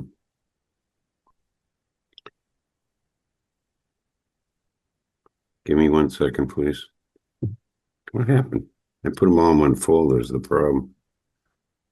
All right, this one. All right, there we go. Hold on. So now I got to share again, correct? Yes. Yes. Oh, there it is. I'm ready for retirement. Here we go. Let's see if I can loosen this up a little and zoom in for you. Well, the landscape architect had a different approach. Instead of multiple trees, which we have, obviously, he went for larger ones. So from 6.5 inches down to 3.5 inches. We're planting 69 trees. DBH count on the impact was 268, and the replacement is 295 DBH. A lot of trees, but that's what we're looking for. So That's Ken, what you asked for. We you love got it. it. But you're transplanting a 6-inch tree. That's good. I mean, that survival rate's not great for that, but we applaud you for I was trying. impressed. I was impressed. Yeah. I was Yeah. doing math like you were doing on the other project. It was like, oh my God. Anyways, they did it. So there is your planting plan, and the numbers work on the DBH. We do have a pool. I did talk to the owner. It will be a closed filtration system. That's good. Yeah, that's near and dear to our hearts. All right, no, I've got all the calculation. I was sitting there over the weekend and doing it, and uh, I had I had all kinds of calculations here, and then I wrote query. Are all of these, can they all go on site for replacement? And you just answered that, yes. So I was amazed. I'm happy with that. Now, you said something though that's near and dear to Wendy's heart. You said you were going to decrease the rain garden. So Wendy, I know you got some questions. Well, okay. Ken, could you maybe walk us through the rain garden component of the plan? The engineer designed it. It's designed to engineering specs to take the amount of stormwater put in it. Plantings of those, I'd like to put in switch grasses and things of that nature because it's drought tolerant, but yet can take the flood. Mm-hmm. And it's a handsome planting. You know what I mean? In my book. Mm-hmm. So the engineers have done all the calculations. I haven't been involved with it. I know it has an underline. It's designed with that soil and the underlining drain and things of that nature. I mean, let's see. Can I do that? I know I can do it. And Wendy, you got a pen? Yes, I do. Google green shoots. Green shoots out of Oregon or Washington State. It's a 1 gallon container for foam gun for applying herbicides. I've done it many times in the past. It takes away, it's easier. You do your cut, squirt a little foam, and it's dry in an hour. The only time I had a problem when it was 100-degree heat, and then you had a little runoff off the leaves, but the foam has breaks down the wax of the leaves so it sticks and dries to it. And it's very effective and very little herbicides used. It's mixed the same way Mr. Tennyson's was. You take the 40% Roundup, fill it up halfway, 90% water and 5% foam. It's actually pretty neat. I've used it several times.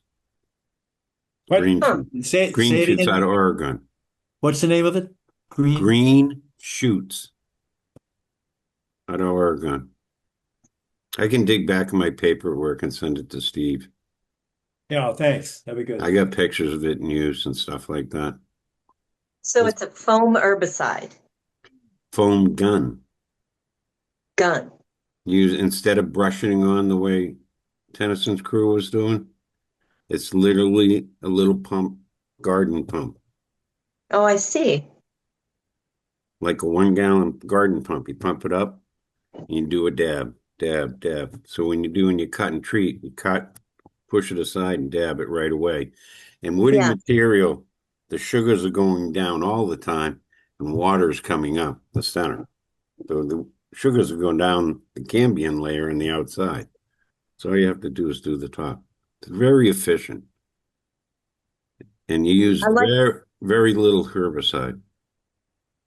I like the way it's tinted like a pale blue, so the person doing the application can see exactly where they're putting it.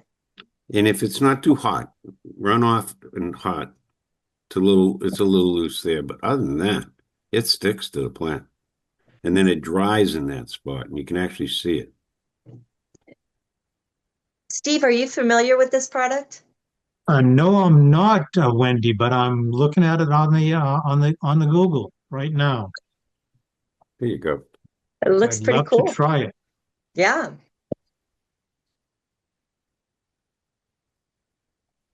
Love to try it. It's kind of the same application, but it's mechanical and it's right there in your fingertips. It doesn't get in.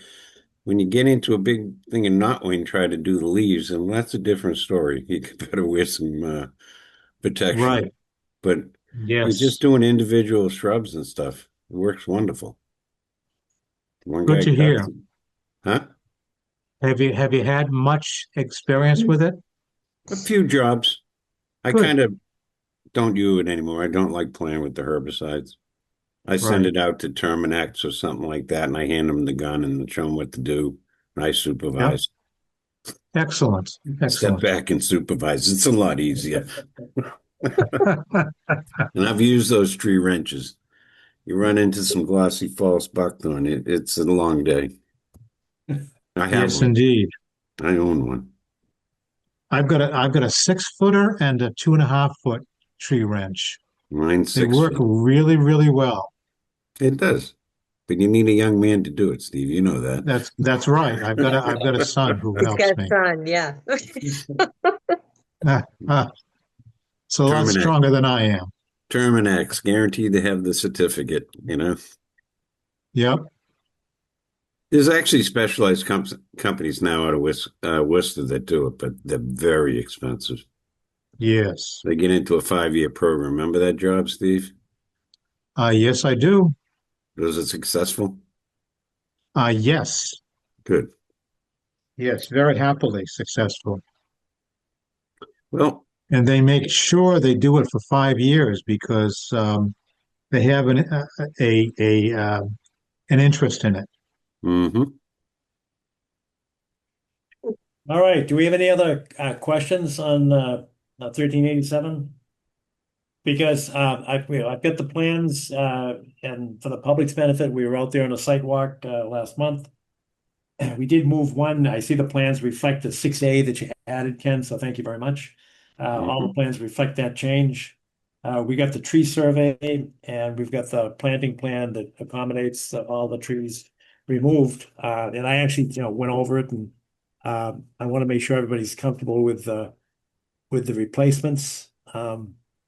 But it looks like, Ken, you did what we asked you to do. Are there other questions from commission members? I don't see any. How about abutters or members of the public? Keeping in mind, None I here, can't. John. What's that? None here that I can see either. Oh, okay. All right, good. Thanks.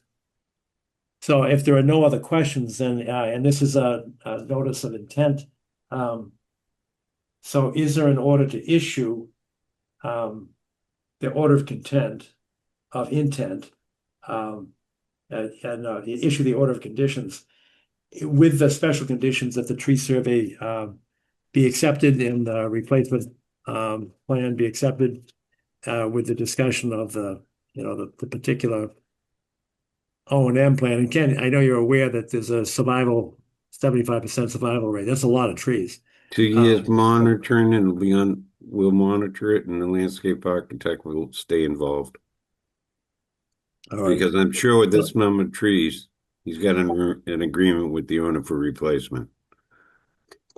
All right. So Philip, can you just make sure that that's, or Steve, actually, if you're taking the notes, make sure that that's, one of the conditions that's added here, and that the approved plan will be the recent plan submitted that will show the flag 6A that was moved at our request.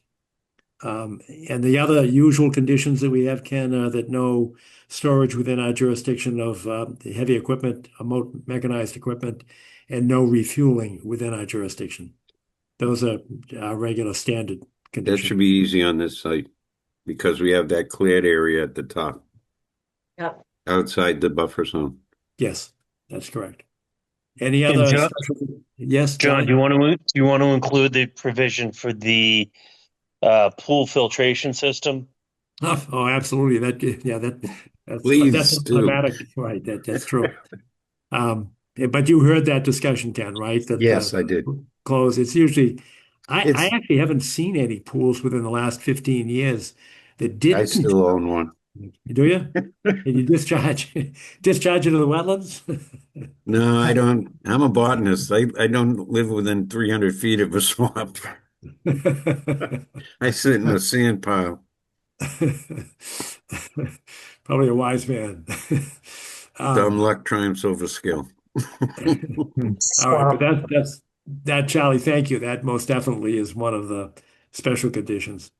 That it's a closed system that prevents any kind of backwash or discharge into the um, anywhere. Actually, it doesn't go anywhere. It's a closed system.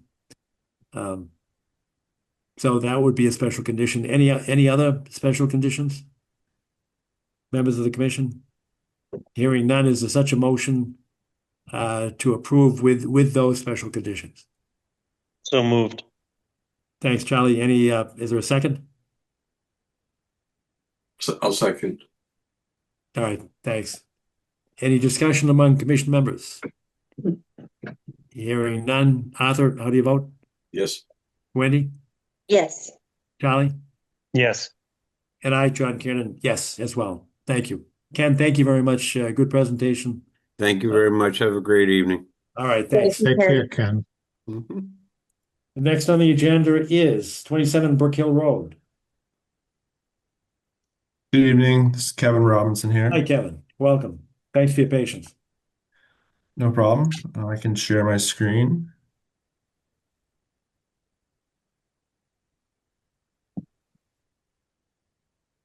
Let me know when you guys can see that on your side. It hasn't popped up yet, but it looks, here it comes. There it is. Got it. Okay, great. So just as a refresher, 27 Brook Hill Road, I'm the property owner with my wife, Jill. We're adjacent to the Pine Tree Brook. Proposal is to add a rear deck here on the back of the property underneath the second story sleeping porch that you can see, approximately 8 by 31 feet. Some of the stuff that we talked during the onset is that I'd also like to add a patio underneath the deck. You can see the lower door in the photograph is a walkout from the basement. So I would walk out of the basement onto a stone patio rather than grass or dirt. And then the preference would be to actually add a waterproof membrane under the deck itself, just to allow for a little bit drier space back there. And I do have the plot plan that was submitted as well. I think the biggest additional consideration would be that we're working with the Milton Zoning Board of Appeals for a special permit on this project. They have deferred or continued the granting of the special permit twice due to waiting for the Conservation Commission to provide confidence or a ruling that there won't be any limits on your end. So that is the overall project has taken longer than we originally anticipated. We've since moved back into the property, and as you can see, the rear egress from my first floor kitchen is not accessible. It is currently blocked and Good. screwed shut. So You've got kids, right? we have three boys who, yes, I'm gonna put a double lock on that door. right, exactly. All right. And for the commission benefit, when I first read the letter that Kevin wrote to us, it's in the packet. I was concerned because our performance standard is that there can be no net increase in runoff as opposed to I think the term that you use is no material increase.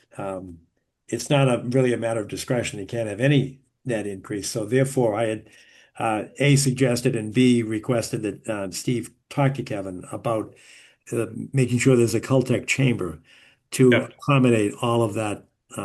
Whatever the net increase, whether it's small or large, there can be no net increase.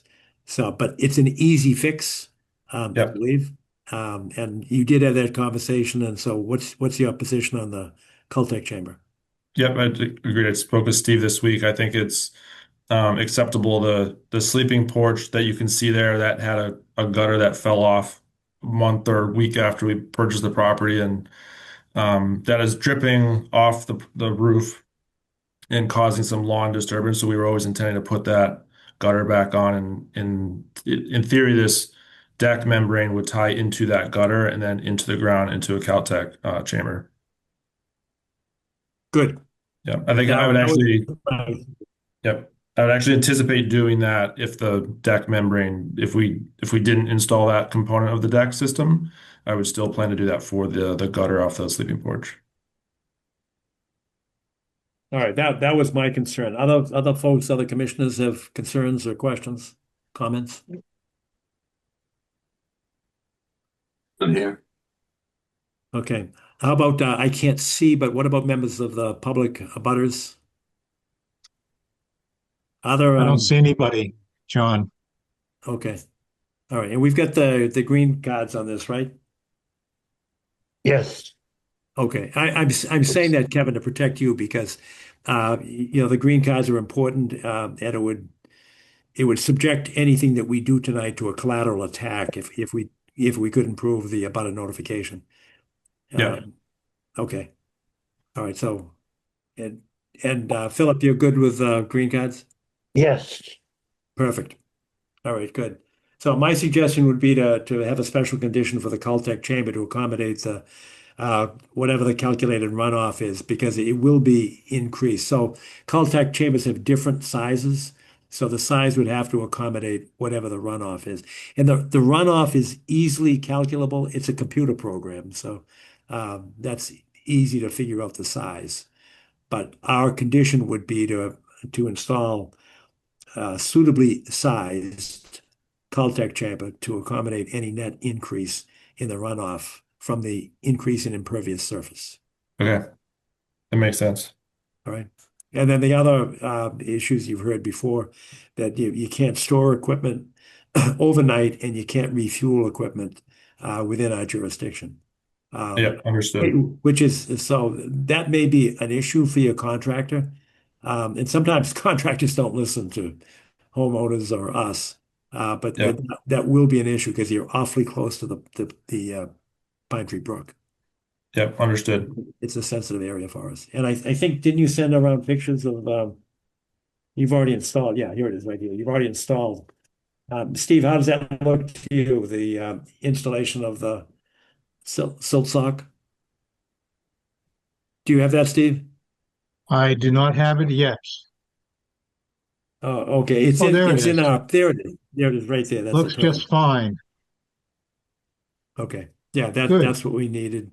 Looks great. And that is one of the conditions, Kevin, but you've already Okay. done it, so not to worry. Yeah, we're trying to get ahead of some of the components as we could. All right. Questions, comments? Commissioners, abutters? I don't see anybody. Just to make sure that I can see everybody, can you take the screen share down? Perfect. And I don't see any hands raised, and I don't hear anything. So with that, with those special conditions that we've mentioned, is there a motion to issue the order of conditions with the special conditions that we've already cited? So moved. Thanks, Charlie. Is there a second to that? I second it, John. Thanks, Wendy. All right, any discussion among commission members? Hearing none, we'll take a vote. Charlie, how do you vote? Yes. Wendy, how do you vote? Yes. Where am I? Arthur, how do you vote? Yes. And I, John Kiernan, vote yes as well. Kevin, you're good to go. Okay. Thanks, Kevin. Absolutely. Thank you, commission members. All right, and stay in touch with Philip Driscoll because he'll get you your order of conditions.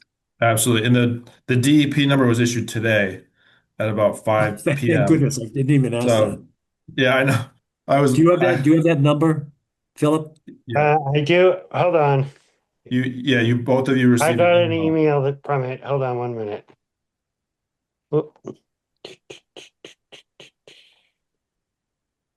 Yeah, John, you're on the email as well. I do. It's 0460662. Perfect. Thank you. Thank you very much, Kevin, because that's a good catch because we're not supposed to vote unless we have a number. Yep. Right. Got it. Perfect. All is well. All Thanks, right. Kevin. Thanks, everybody. Good night. All right. Good night. Take care.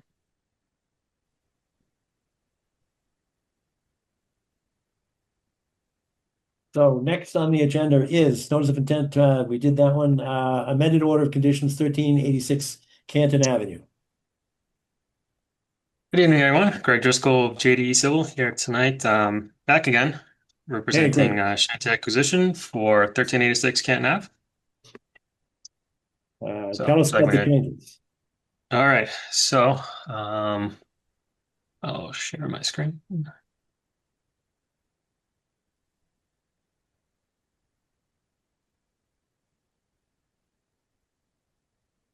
All right. So,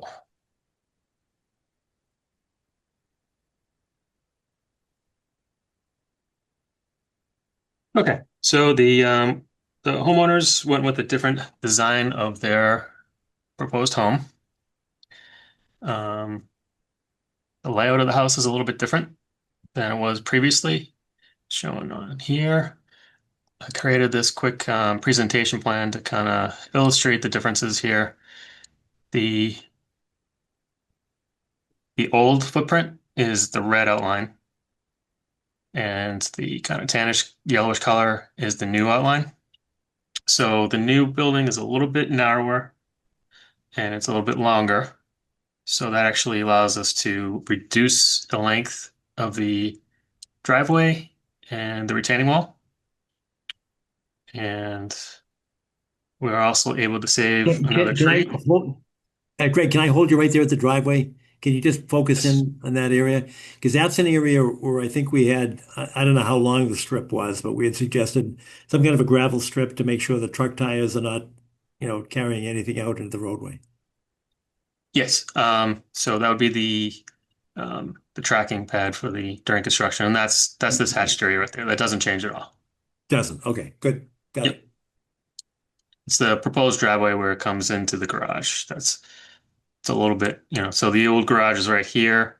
So that much pavement was removed as part of the change in the footprint of the house. Um, and like I was saying, this tree right here was also able to be saved. So I adjusted the tree calculation on the plan sets accordingly. So call this tree out to be saved and show the protection around it, and updated the tree replacement calculation. So, and in addition, with all the changes that we did around this area here, we shuffled around where some of these trees are going up in here. We relocated the subsurface Caltech system right here. It previously was underneath the driveway right on this area right here. But pushing it out that far made it a little more difficult to make it fit under this new driveway. Because of the grading as well, So the finished floor is the same, so we had to regrade the driveway going up to the house as well, and the garage is a little bit more of a drop. There's a couple more steps from the garage into the house than there was on the original, in order to make the grades work and the driveway grades work as well. So overall, we have less impervious area. The original house was 5,300 square feet.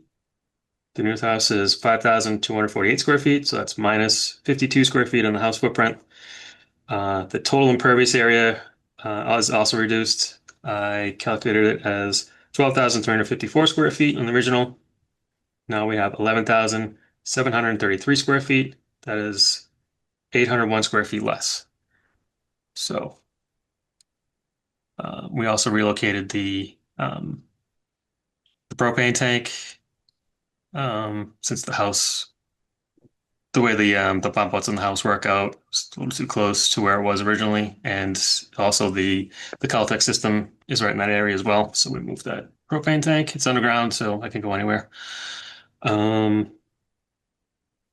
And I did email the one green card I got back over to Philip this evening before the meeting. We also submitted the white receipts with the original hard copies of the submittal. So I believe you should have everything there, Philip.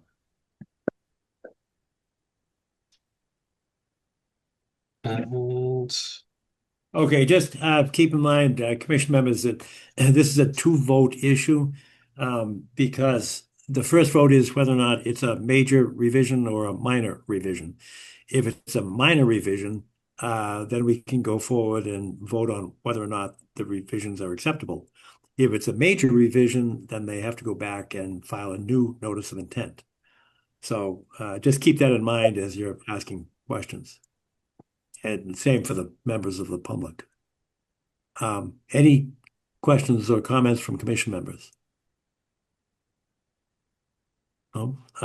Anybody, abutters, members of the public, anybody? I can't see the people. Steve, can you see everybody? I can, and there's no hands raised. Okay. There, so you can see. All right, good. So, I mean, I look at this as a minor revision, based primarily upon a reduction in the square feet of the house. And secondly, the reduction 800 square feet less impervious surface. So those are good reductions, as opposed to, major reductions. I know good and major are not apples and oranges, but it looks okay to me. Anybody else have a thought, a comment, a question on whether or not this is a minor revision or a major revision? Because remember, that's our first vote. I would John, agree with I you, would John. It's a minor revision. I would also agree with you, John, Okay. as a Anybody minor. else? Wendy, Arthur?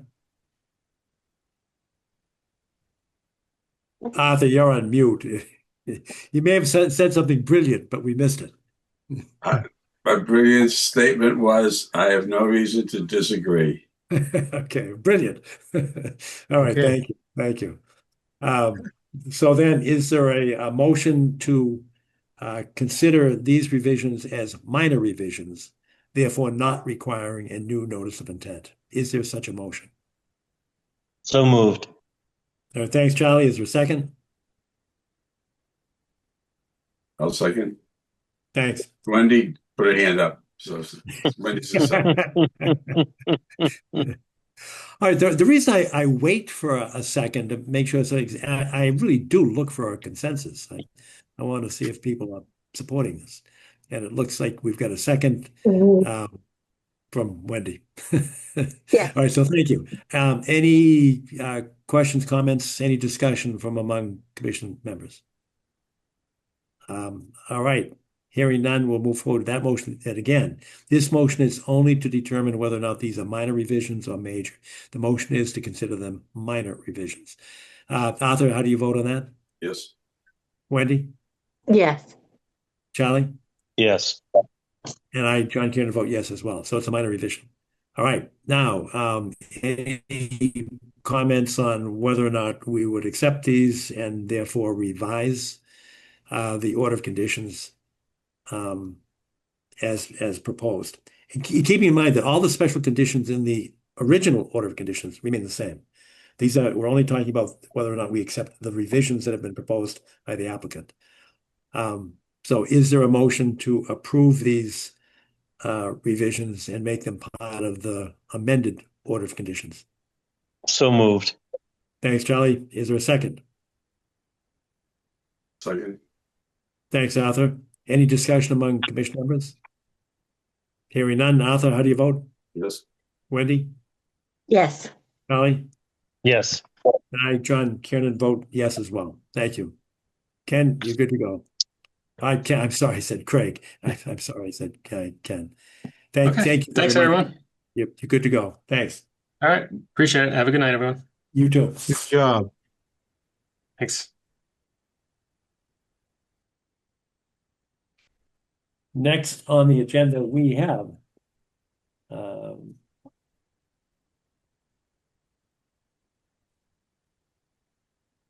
alterations to wetlands 45 Riverside Avenue continued from May 12th. Do we have an applicant? We do. Yes? We do. All right, but you're on mute. Ms. Nguyen? You're still on mute, but we're calling the 45 Riverside Avenue. Yes. Can you guys hear me? Yes, indeed. Sorry, I use my phone for better translation. So thank you for your time. Yes, so I'm here for the 45 Ribbon Ave. Yes.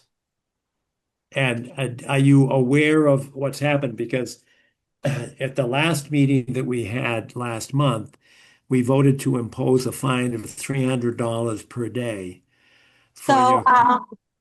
I didn't aware that before I actually answer your question, I wanted to stay a little bit background on this. And I know you guys already visit the location, and really, as you know, the first time owners, and I didn't actually know about the property within a wetland zone at all when the construction authorized us, like, hey, we have got a permit to peel. And next thing we know, we didn't realize that is in the wetland area, and we are the very first time homeowners. And my parents live close area for 15 years, and we never like know about the restriction and the regulation in terms of wetland. So the next thing we know, we get a notification from you guys, and we really want like to address the issue. And the thing is, my husband at that time, and he's not speak English well, so I didn't know like he actually show up and do the stuff that I didn't aware of. So that's why I really want to come here to see and actually to explain the situation and to see if you guys can able to put a way for first time homeowner who actually didn't know about the rule in the wetland, and how can we address the issue. The answer is easy, no. And the reason is you received your notice in December. You were invited to the Conservation Commission to come in January, February, March, April, May, and now June. We met with you, and you said the same thing when we met with you on site and explained what you needed to do at that time. We were receptive. We understood that you were a first-time homeowner, and we said what you must do. You see Philip Driscoll here. He was present. You were instructed or requested to go to him and get an application that he would provide to you and to fill out the application.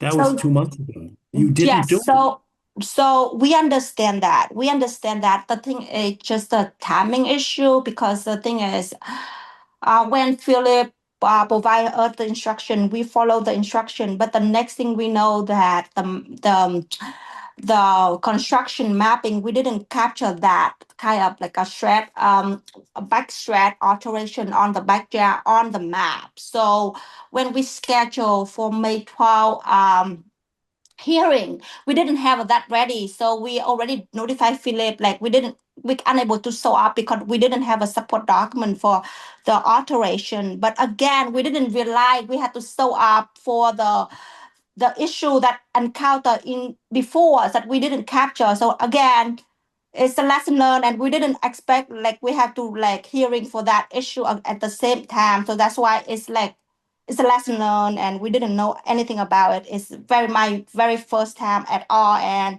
I didn't know like you know what you know, and when you didn't know what you know. So that's why I know Philip provides instruction, but because the thing is, we didn't have enough information to like address the issue at the time. So, and the thing is, for the notification, um, the thing is we have a mailbox, but in the town, and we didn't pick up on time, and by the time we receive it, we already missed the hearing notification.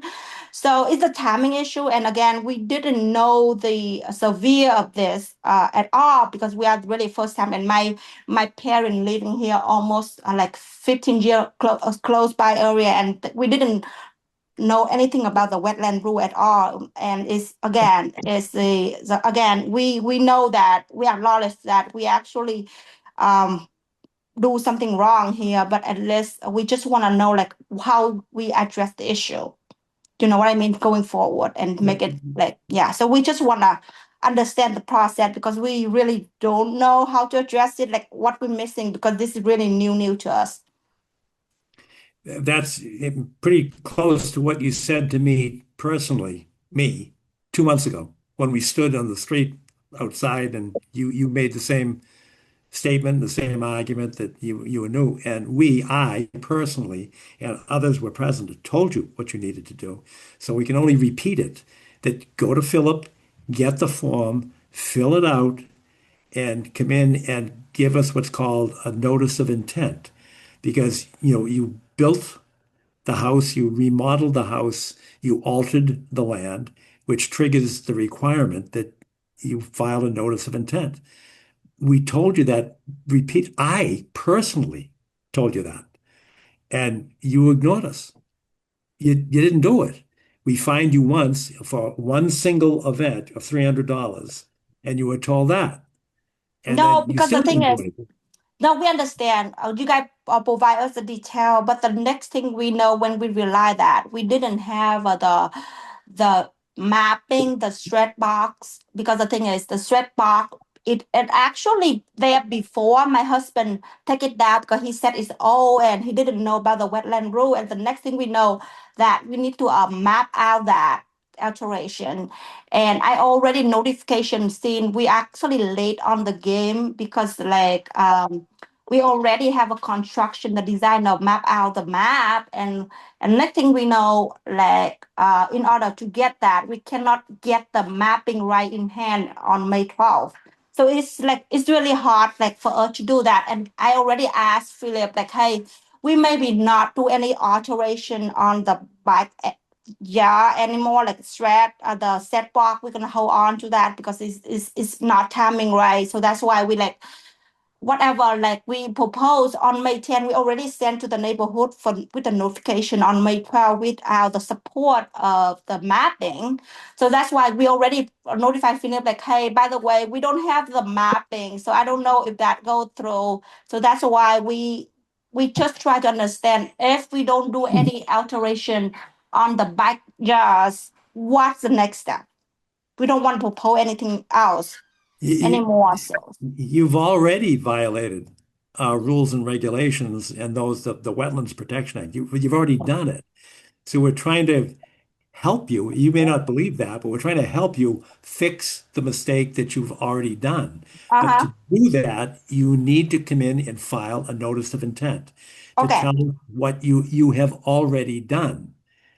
In addition, you cut trees in our jurisdiction. It's actually not just our jurisdiction, it's our land.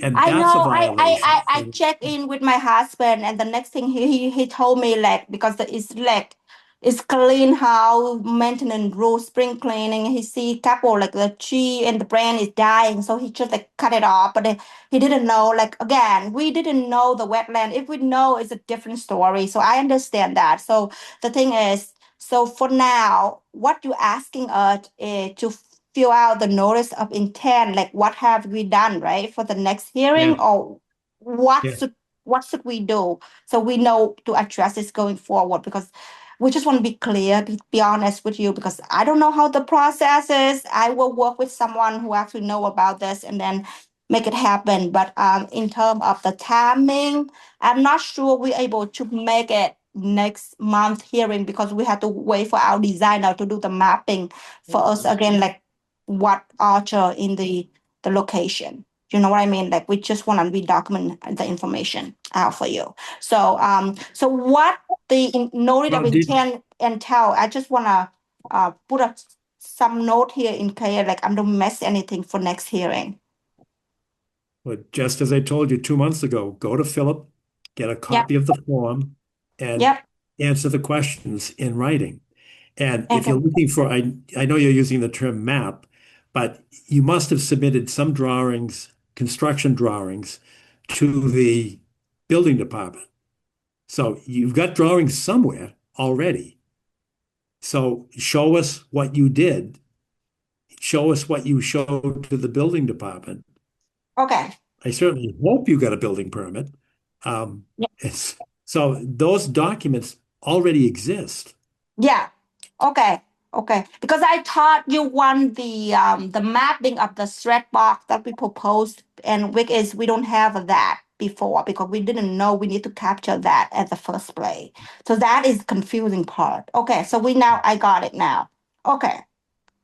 All right. Now, just so that you're on knowledge, the enforcement order that we filed, Yeah. including the fine, has been filed with the Registry of Deeds. That puts a cloud on the title. I don't know if that's a house that you're going to live in or if you're going to try to sell it. No, it's our very first house, and we want to really keep that. I didn't know that it's like so complicated when we we do all this. It's take us like 20 years plus to get the house, and now next thing we know, we got some like issue with the town. So Yes, like yeah, so that's why we need to iron this out because we, yes. yeah, And delay is not going to help you. yeah, We because we expected didn't you a know. couple Yeah. of months ago. Yes, I understand. I understand. At least I understand maybe last December you didn't know that. But We didn't, be we honest with certainly you, we tried didn't very know hard. until we first missed you guys in person. We have, because there's a lot of back and forth, like kid in school, a lot of going on for me at the first homeowner too. So it's like a lot of paperwork and thing and working too. Like you guys understand. So I don't try to make a case here, but it's just a lot since I'm not the English is not my first language and I had to work a lot with the construction people and stuff like that. So I thought they take care of me and next thing I know, oh, we in the wetland then it additional requirement that we add in and none of us know about that. So that's the thing. So a lot of back and forth and a timing issue. So we have been not causing the delay, but because we don't know to solve the problem in the first place. So we're gonna do that. But the thing is, we asking, can we get the waiver on the enforcement acts No, order at all? no, Even the first time though, like we no. really not The in state law when is very accident is clear. not intentional. So I you know. understood, understood. You may be asking me a different question, and that is, would we consider reducing the fine? The fine is going on $300 per day.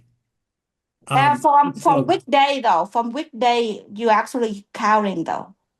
the day we voted at our last meeting. This is May 12, right? Well, that's $300 per day. In April, we voted a fine, or maybe it was March. We initially voted a fine for one $300 fine. And then you didn't do anything. We talked to you in person, and you made some of the very articulate arguments then that you have said tonight. So everything you said, you've told us before, 2 months ago. No, So no, I understand, but the thing is, I'm not clear. That's the thing is because I thought I already paid the 305. That's the first warning, so I already addressed everything, including that issue. But I didn't know it's just the part of the process. So I didn't know that's like if there another step add into it. So I not aware of. I gonna be my fault because I didn't aware understand well, but. But is there there's no such anything? thing. I know you keep saying that, and I'm I, giving I, you I no, no, I very, understand, but very I clear answer. understand. Yeah, I understand, and I know you guys have a lot of things to address, and you give us a couple change. But really, is there in anything that you can redo the file or something we can able to make the case because we just want to understand like the start date of getting the file and like how we can redo that to make the case like smooth You out can like you can start by doing what we asked you to do last December and January and February and March and April and May and now again in June. Just do it, and then we will, when it's resolved, we will then consider your plea for some kind of a reduction in okay the fine. okay We will listen to you.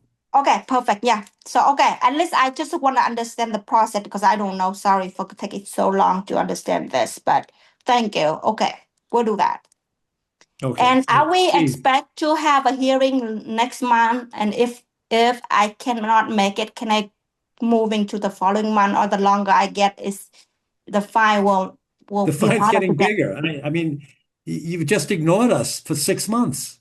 No, be honest, we not ignore you. We are trying to address the issue, but the thing is, I didn't realize because I paid for the fine and I thought it's a cover. You guys just put it on like a warning side because we have first time knowledge about that. We didn't know that there is a additional step that we need to address. So we didn't have a kind of I don't want to try to like excuse that I didn't get the information, but a lot of verbal. We don't have a like really like formal communication to understand the process at all. So that's the thing. But now you do understand it, and I'm telling you that we will listen to your plea for a reduced fine, but we Okay. will not do that Okay. until you comply with our regulations. Okay, we'll You're do that. still in violation.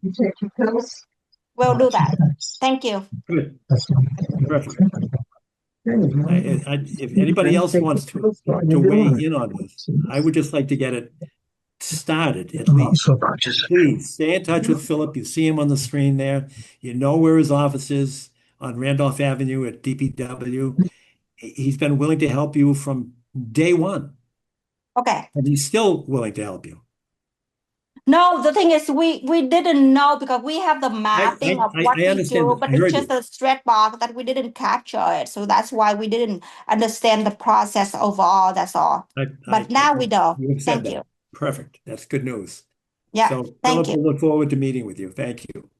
Thank you. All right. Anything else, folks?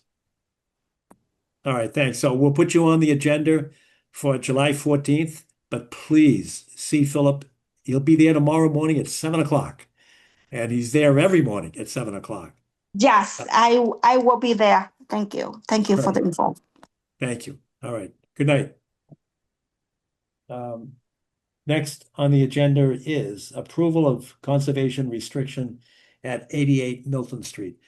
We're going to defer that for those that have joined the Conservation Commission since after 1997. The history of this goes back a long way. To 97, we issued an enforcement order.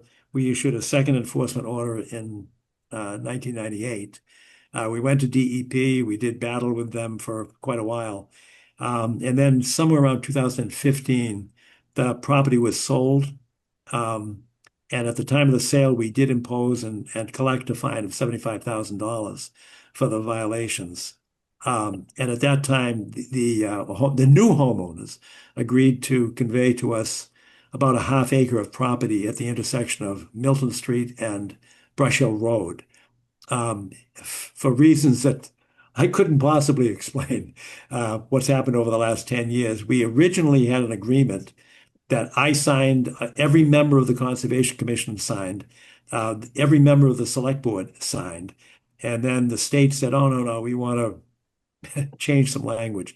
And so for the last 10 years, we've been kind of hung up.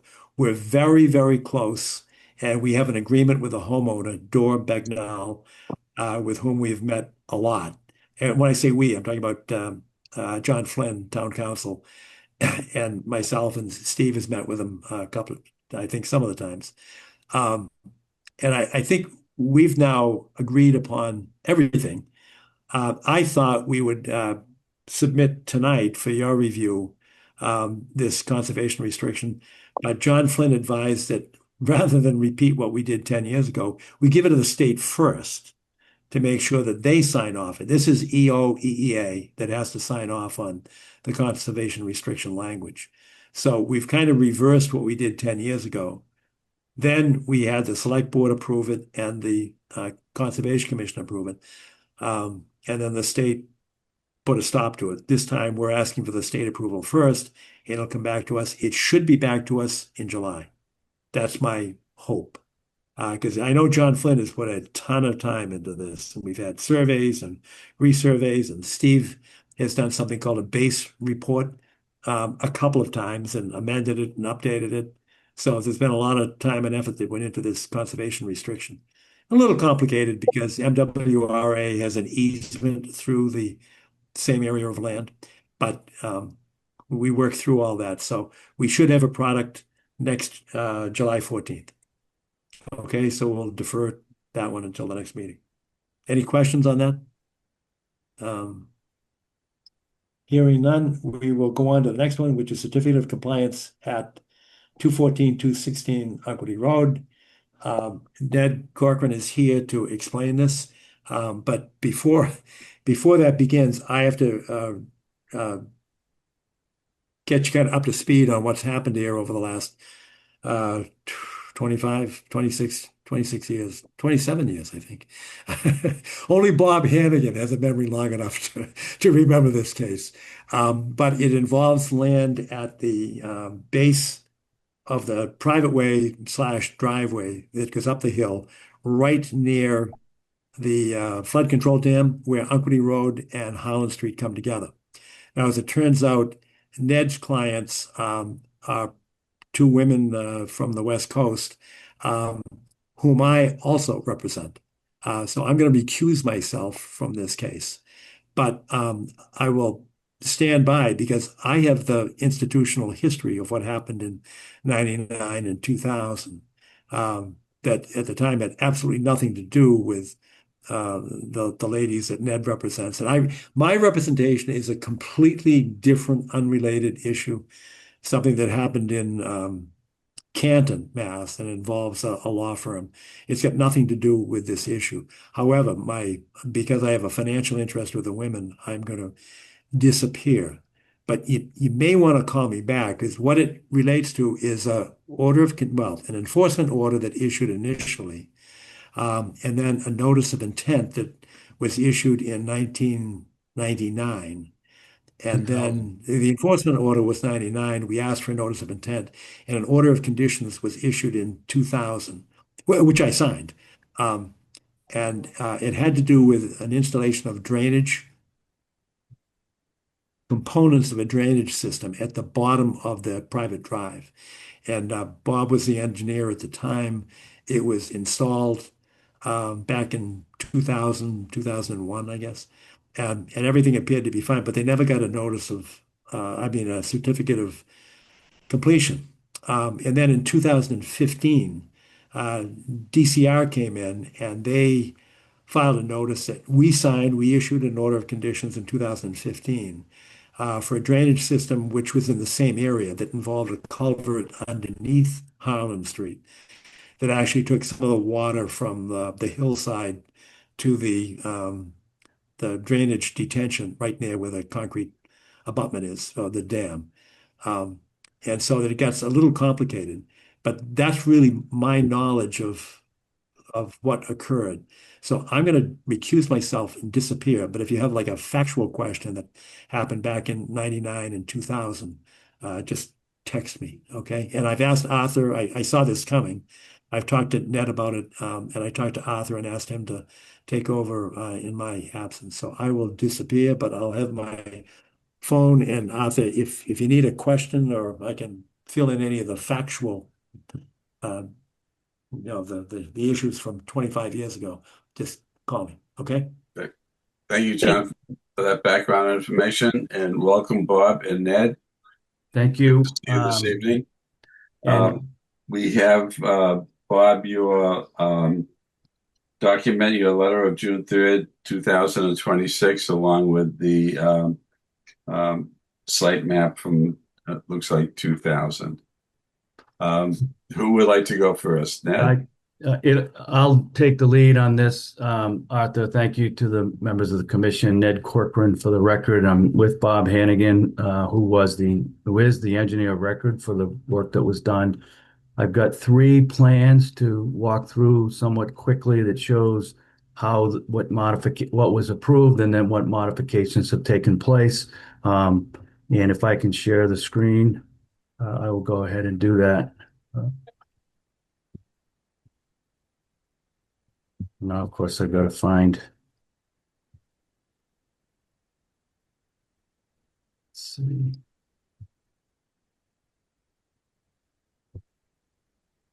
Okay. Can we see that? Yes. Thank you. Yep. This is a 1998 A&R plan, approval not required plan that was endorsed by the planning board to approve the subdivision of this large lot, into 4 smaller lots. My clients own this lot, having inherited it. 2 women live in California. This is an unimproved lot. There is a purchase and sale agreement between I'm not sure whether it's this owner or this owner. They are the Glynn brothers, and they each have a house, one on either side. One of them is purchasing this lot. The title came up. It was determined, it revealed the fact that work had been done pursuant to an enforcement order issued by the commission in 1998 because no notice of intent had been filed associated with the building of this proposed private way. And then as a result of that enforcement order, a notice of intent was filed in 2000, and in December of 2000, an order of conditions was issued. One of the things that's important to point out is Harlan Street as it intersects with Unquity Road. This is the area where the dam is located, but you can see how it comes in at a skew, and that the proposed private way comes in at a right angle at this location. Can you see this one? Change in plan? Yeah. Yes. Okay. Again, this is Bob's plan that was filed with the commission. This shows more of a close-up, the private way coming down, intersecting here with Unquity Road. There are drainage structures. All of the drainage structures were installed in property of the MDC, now DCR. And the intersection occurs within DCR property. I think perhaps one reason why a certificate of compliance wasn't filed for was because the work was all done on DCR property. It was within the Unquity Road right of way and not within the private driveway. Although the order of the enforcement order and the order of conditions were filed on behalf of a number of people, including DCR. Of significance, there are several drainage structures here, here, here. This comes down to a drainage structure here. And there is a trench drain that comes across the bottom of the private way where it intersects with Harlan Street, and that flowed into a drainage swale that Bob had designed. That work was all done in 2000, 2001. Bob's letter indicates that all of the drainage structures that were to be installed were done at the time. They were done properly. But along came DCR and the town in 2015 with a plan to alter the intersection of Harlan Street with Unquity Road. And when they did that, they took away the skew and they brought it to a right angle down here. When they did that, they modified this area so that the drainage swale went away. And they, in place of that, they installed a culvert under the newly relocated Harlan Street and fed that into a rain garden with other drainage structures over here. We met last Wednesday, Tuesday, the day before Bob's letter of June 3rd, what DCR did was they took this aerial, overlaid it onto Bob's plan, shows that the drainage structures that were called for in Bob's plan here were all installed, and shows that this change was made here, and then they outlined maintenance activities that they were going to be pursuing. And in fact, when we were out there, there was a crew installing all of these, modifying this area as indicated in this plan. So what Bob originally proposed was fully installed.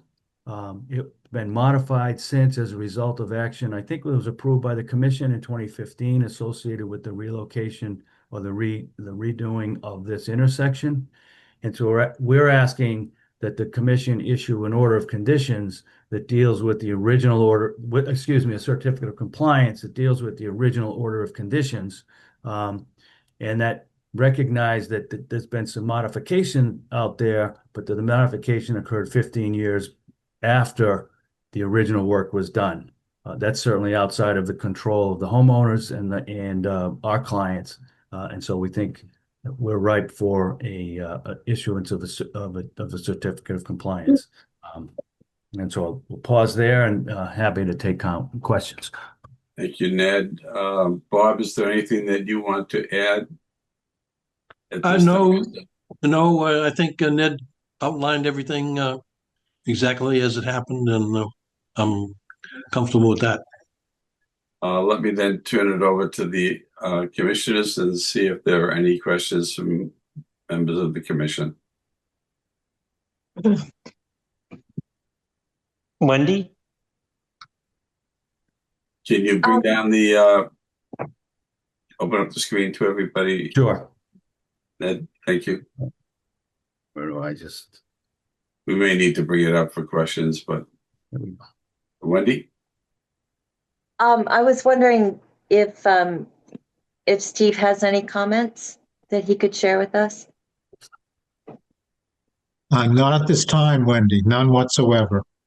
Okay. Thank you. Arthur, I would say that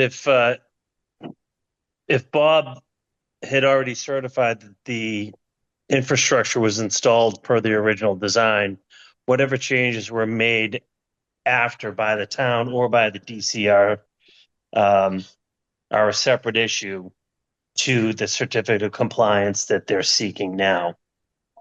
I agree. So I feel that this is kind of a no-brainer and we should provide the certificate of compliance. Mm-hmm. Is that a motion you wish to make?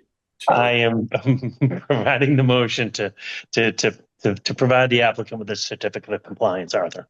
Okay. Any other questions? Is there a second? I'll second it, Arthur. Thank you, Wendy. The motion has been made in second. Are there any questions from anybody in the general public who may be watching? Okay, I am sensitive to the fact that we need John for a quorum vote, so let's bring him back. Steve, can you signal him? Do you have that? Yes, he's there. John?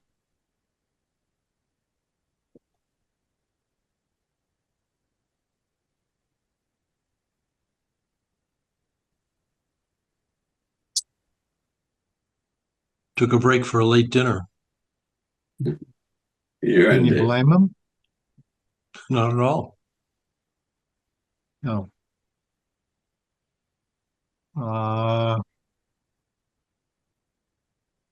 John, you want to return and join us? Thank you. Good. Okay, he's on his way back. Good.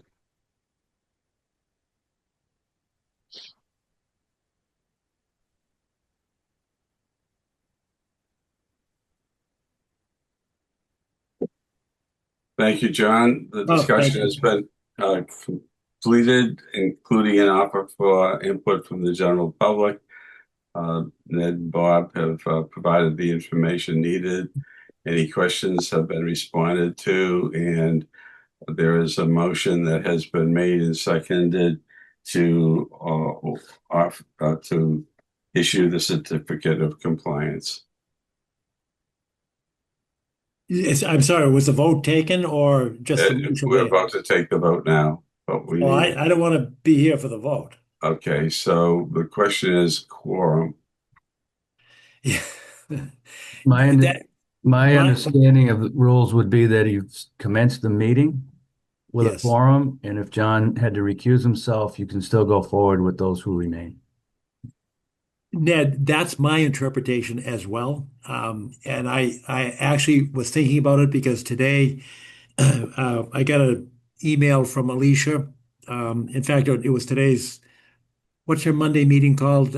Something corner, something about it. It's a meeting, and she issued DEP comments both on the open meeting law and what's a quorum. And there is some discussion about when a quorum is had, but none of the questions that were addressed address the issue of recusal. But that is and has been my view, Ned. I agree with that. So that's my position. Thank you. That clarification is very helpful to everybody and for the record. So, John, do you want to recuse yourself again? And Again, I will disappear. Thanks. Okay. We have the motion made and seconded. I'll take a roll call vote. Wendy, how do you vote? I vote yes. Kelly, how do you vote? And I, Arthur Doyle, vote yes as well. Thank you very much. Appreciate your attention. And before I sign off, I'd like to congratulate Ingrid for her long involvement with the commission. It's tremendous public service that she and all of you provide for the town. The town doesn't operate the way it needs to without people like her and people like you. So congratulations to her. Best wishes to her, and I applaud the action that you took tonight to recognize her long service.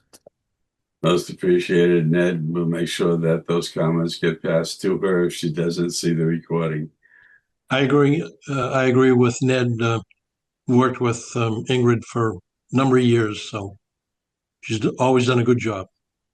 Thank you, Bob, very much. And thank you both for your patience and duration for a long meeting this evening. We're not finished yet, but you're free to go. You have new business. Good night. Good night. Good night, guys. You're welcome to stay if you want to punish yourselves. But Good night. Past my bedtime. Good time. Okay. All right, let's try this again.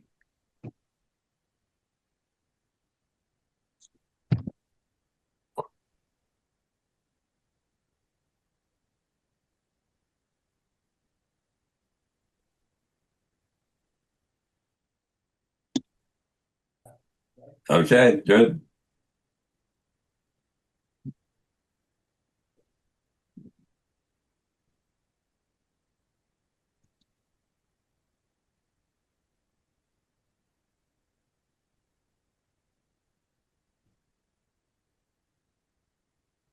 Oh, the captain of the ship has returned. Thanks. I think it's a public meeting, so just as a member of the public, what did you do? We voted to issue the certificate of compliance unanimously. Oh, okay. Thanks. I mean, thanks for telling me. I'm not getting involved in what the vote was. And very nice comments from Ned and Bob on behalf of Ingrid. And appreciation for your testimonial and the plaque for her. Oh, good. That's good. So with that gets us up to new business. Any new business? I included a letter from a resident, actually two residents, about a tree on private property in the packet. Yes, I read that, and my view is pretty clear. If it's on private land, whether it's jurisdictional to us or not, the whole public safety issue is theirs. They have a right to it. If it's public safety, they probably should take it down. Assuming it's dead. But their request for financial support, I don't think that's appropriate. We're a public entity.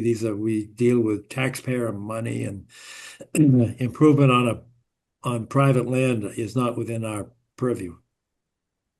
So that if they're looking for guidance, I'd certainly be happy to respond to it and just say that it's not within our purview to spend public money to take down a tree on private land if it's a public safety issue.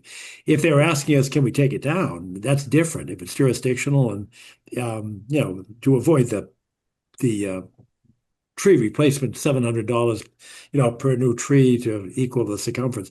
If that's the question, then if the tree is dead, it should come down. That's maintenance, and that's a recognized exception to the Wetlands Protection Act. It's a state exception for maintenance, and public safety is part of the maintenance. So they would not have to replace the tree if it's dead. But I don't think that's what they were asking. I'd be happy to talk to them about that. But my view is that we cannot take on the cost of public maintenance of use public funds to maintain private land. Somebody else may disagree with that. I'd be delighted to hear you. No. It looks like your hand is up, Wendy. Really? Yeah, No. it shows on the screen. Oh, really? Let me see if I. It's not there any longer. Oh, there it is. No, it's Charlie's got it. Oh, that wasn't me. Yeah. Someone's passing that hand around. AI, blame AI. Everyone put their hands down. Let's wrap it up. Okay, I concur with John. Charlie, I'm sure Yeah. you do too. Is that fair? Yeah. I do as well. Okay, good. I have one matter, actually two. Steve, were you able to get that map that I sent you in an email? No, I'm sorry. I didn't see any map that you sent. Okay, I must have sent it to the old address, although it didn't bounce back. But in any event, this will be very quick. Regards the signs, we approved putting a sign on 5 acres of land that the Conservation Commission owns at the intersection of Highland Street and Canton Avenue. And we agreed that we would put it at the corner, and the police chief said that was fine. The DPW got back to me last week and said,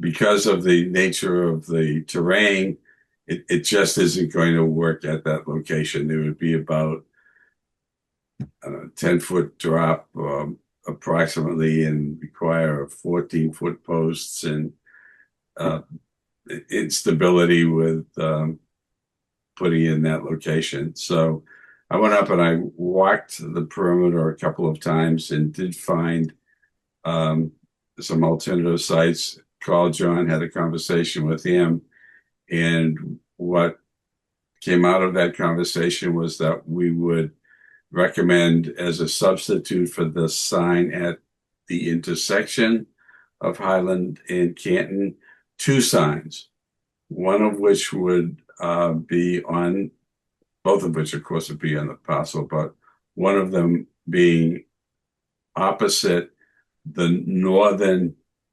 intersection with Wendell Park. And this is an environmentally sensitive area, as we all know. It's about 150 feet away from the entry to Winter Valley. We've had work up there that many of us are familiar with.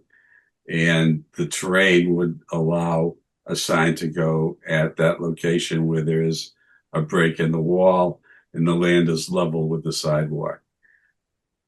On Highland Street, there are 2 possibilities that are level with the sidewalk. One is immediately opposite the police station driveway, and then one about 100 feet north of that, going toward Canton Avenue at the intersection with Thatcher. We thought that location would be better rather than have the possibility of distraction opposite the police station driveway. So that sign is proposed for being placed on Highland, behind on the wall on our parcel, and it's opposite the field by the police station. So we wanted to bring these to your attention and see if there was a consensus to make that modification. Any questions? If you're trying to visualize this, keep in mind that these signs are parallel to the sidewalk. There's no sidewalk on Highland Street, but there is on Canton Avenue. So it's parallel to it. So it's not, it's facing outward from the land. That's correct. as Yeah. opposed to like a stop sign, which Right. would be visible to They're on the the. parcel. I don't know if you can see this. Is this? Yes, we can see it. Okay. So you can see they're behind our boundary line, behind the stone wall, off public access, and getting great visibility from the general public. The traffic, as we all know, on Highland is slow because the police station is there, so people are more likely to pay attention to it. And there's a lot of hospital traffic in that vicinity.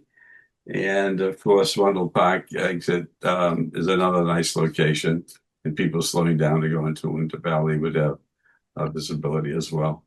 So we pass that along to you. Well, that's, if you're looking for, I guess we should be looking for a consensus on that. I'm with you as we've discussed 100%. So, Charlie, how do you feel? Wendy, you okay with this? Sounds good to me, Arthur. Yep, sounds great. Thank Okay. you for everything you're doing on this signage project, Arthur. Thanks. We're making some progress. Someday I'll tell you some stories about what's behind the screen. John knows a little bit about that. The second thing is to quickly say that there's I won't say a subcommittee, there's a working group within the Climate Action Planning Committee on conservation. And the chair of that group is suggesting that the four bodies that relate to that in town, the Shade Tree Committee, the Concom, of course, the Climate Action Planning Committee, I'm forgetting the fourth one at this time, try and raise funds, about $150,000 to address conservation-related matters in town. And I brought this to John's attention and wanted to let you know about that. The sense of the conversation that we had was to remand it back to the Climate Action Planning Committee.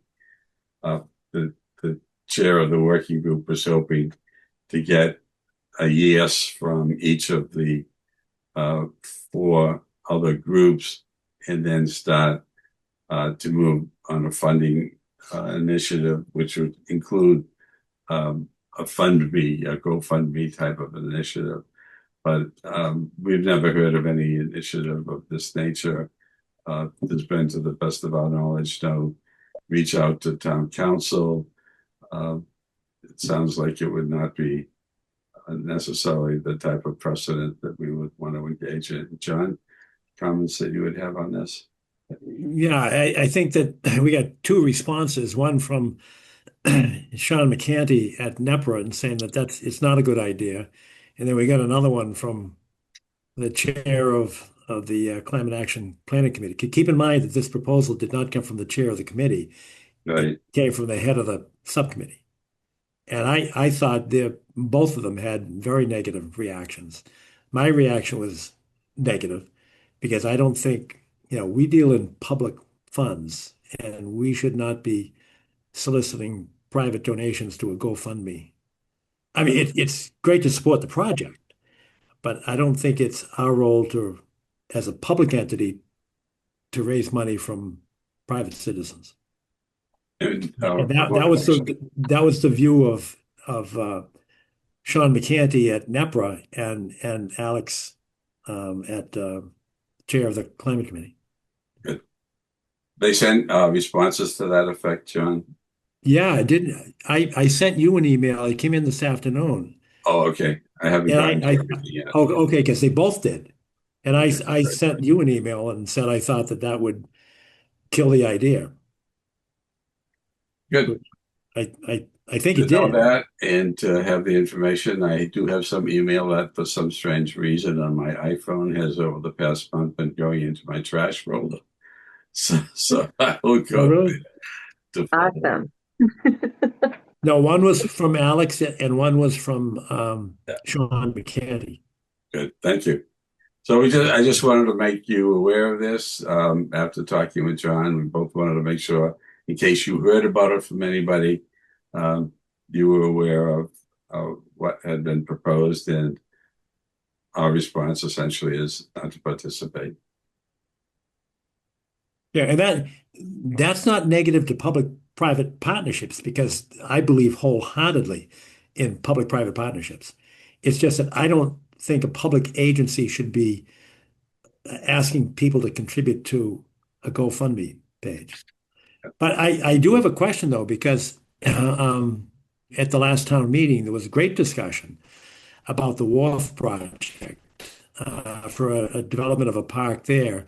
And they asked for, Wendy, you know this, the 750,000 to CPA funds to support the Wharf project. But they needed matching of at least 450 because the whole project was, I don't know, 1.2 or something like that. So that's when the whole proposal was based upon private donations. But I thought the proponents thought that they had some commercial support, private commercial support, in addition to the CPC funds. So I'm not opposed to the idea. I just don't think we ought to be, as Conservation Commission members or as a commission, asking people to contribute to a GoFundMe page. I agree. Hey, we're all together. Good. Those are the two items I had, Mr. Chairman. All right, Wendy, you've got one. Yes, I do. Thank you, John. I've mentioned a couple of times before to you guys about a project that I'm involved with the Neponset River Watershed Association through their Resilient Neponset program. I am going to be hosting a free workshop next week for Milton and surrounding area residents. It's going to be from 6:30 until 8 at the new fire station. And I'm very excited to share with folks my love of rain gardens. But I also wanted to ask you all as a commission for some sort of formal support not being the right word because support often implies financial contribution, but more of a endorsement for this project. And that formal endorsement, whatever we want to call it, if you guys so agree, would be listed in the press releases and other sorts of promotional materials for this project. And also, I just wanted to mention that the workshop is just part of the Rain Garden initiative that we're working on with NEPRA. There's also going to be a free guided tour of rain gardens in Milton, and also a social media interactive sort of outreach program. So I believe I had sent something to John and Arthur last week, and Arthur, I believe the word that you had suggested was endorsement. Is that correct? Yes, and apparently there are legal implications. So one of the things that I did was to look up some synonyms for endorsement. And okay. One of the ones that struck me that you might want to consider is backing, like the backing of the Conservation Commission.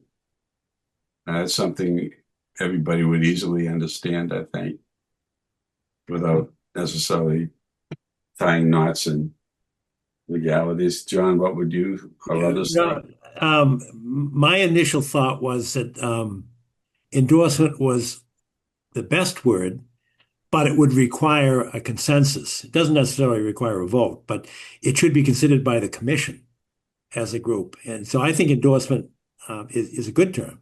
All right. It can't be done by, individually. So, oh, sure, the Conservation Commission endorsed this.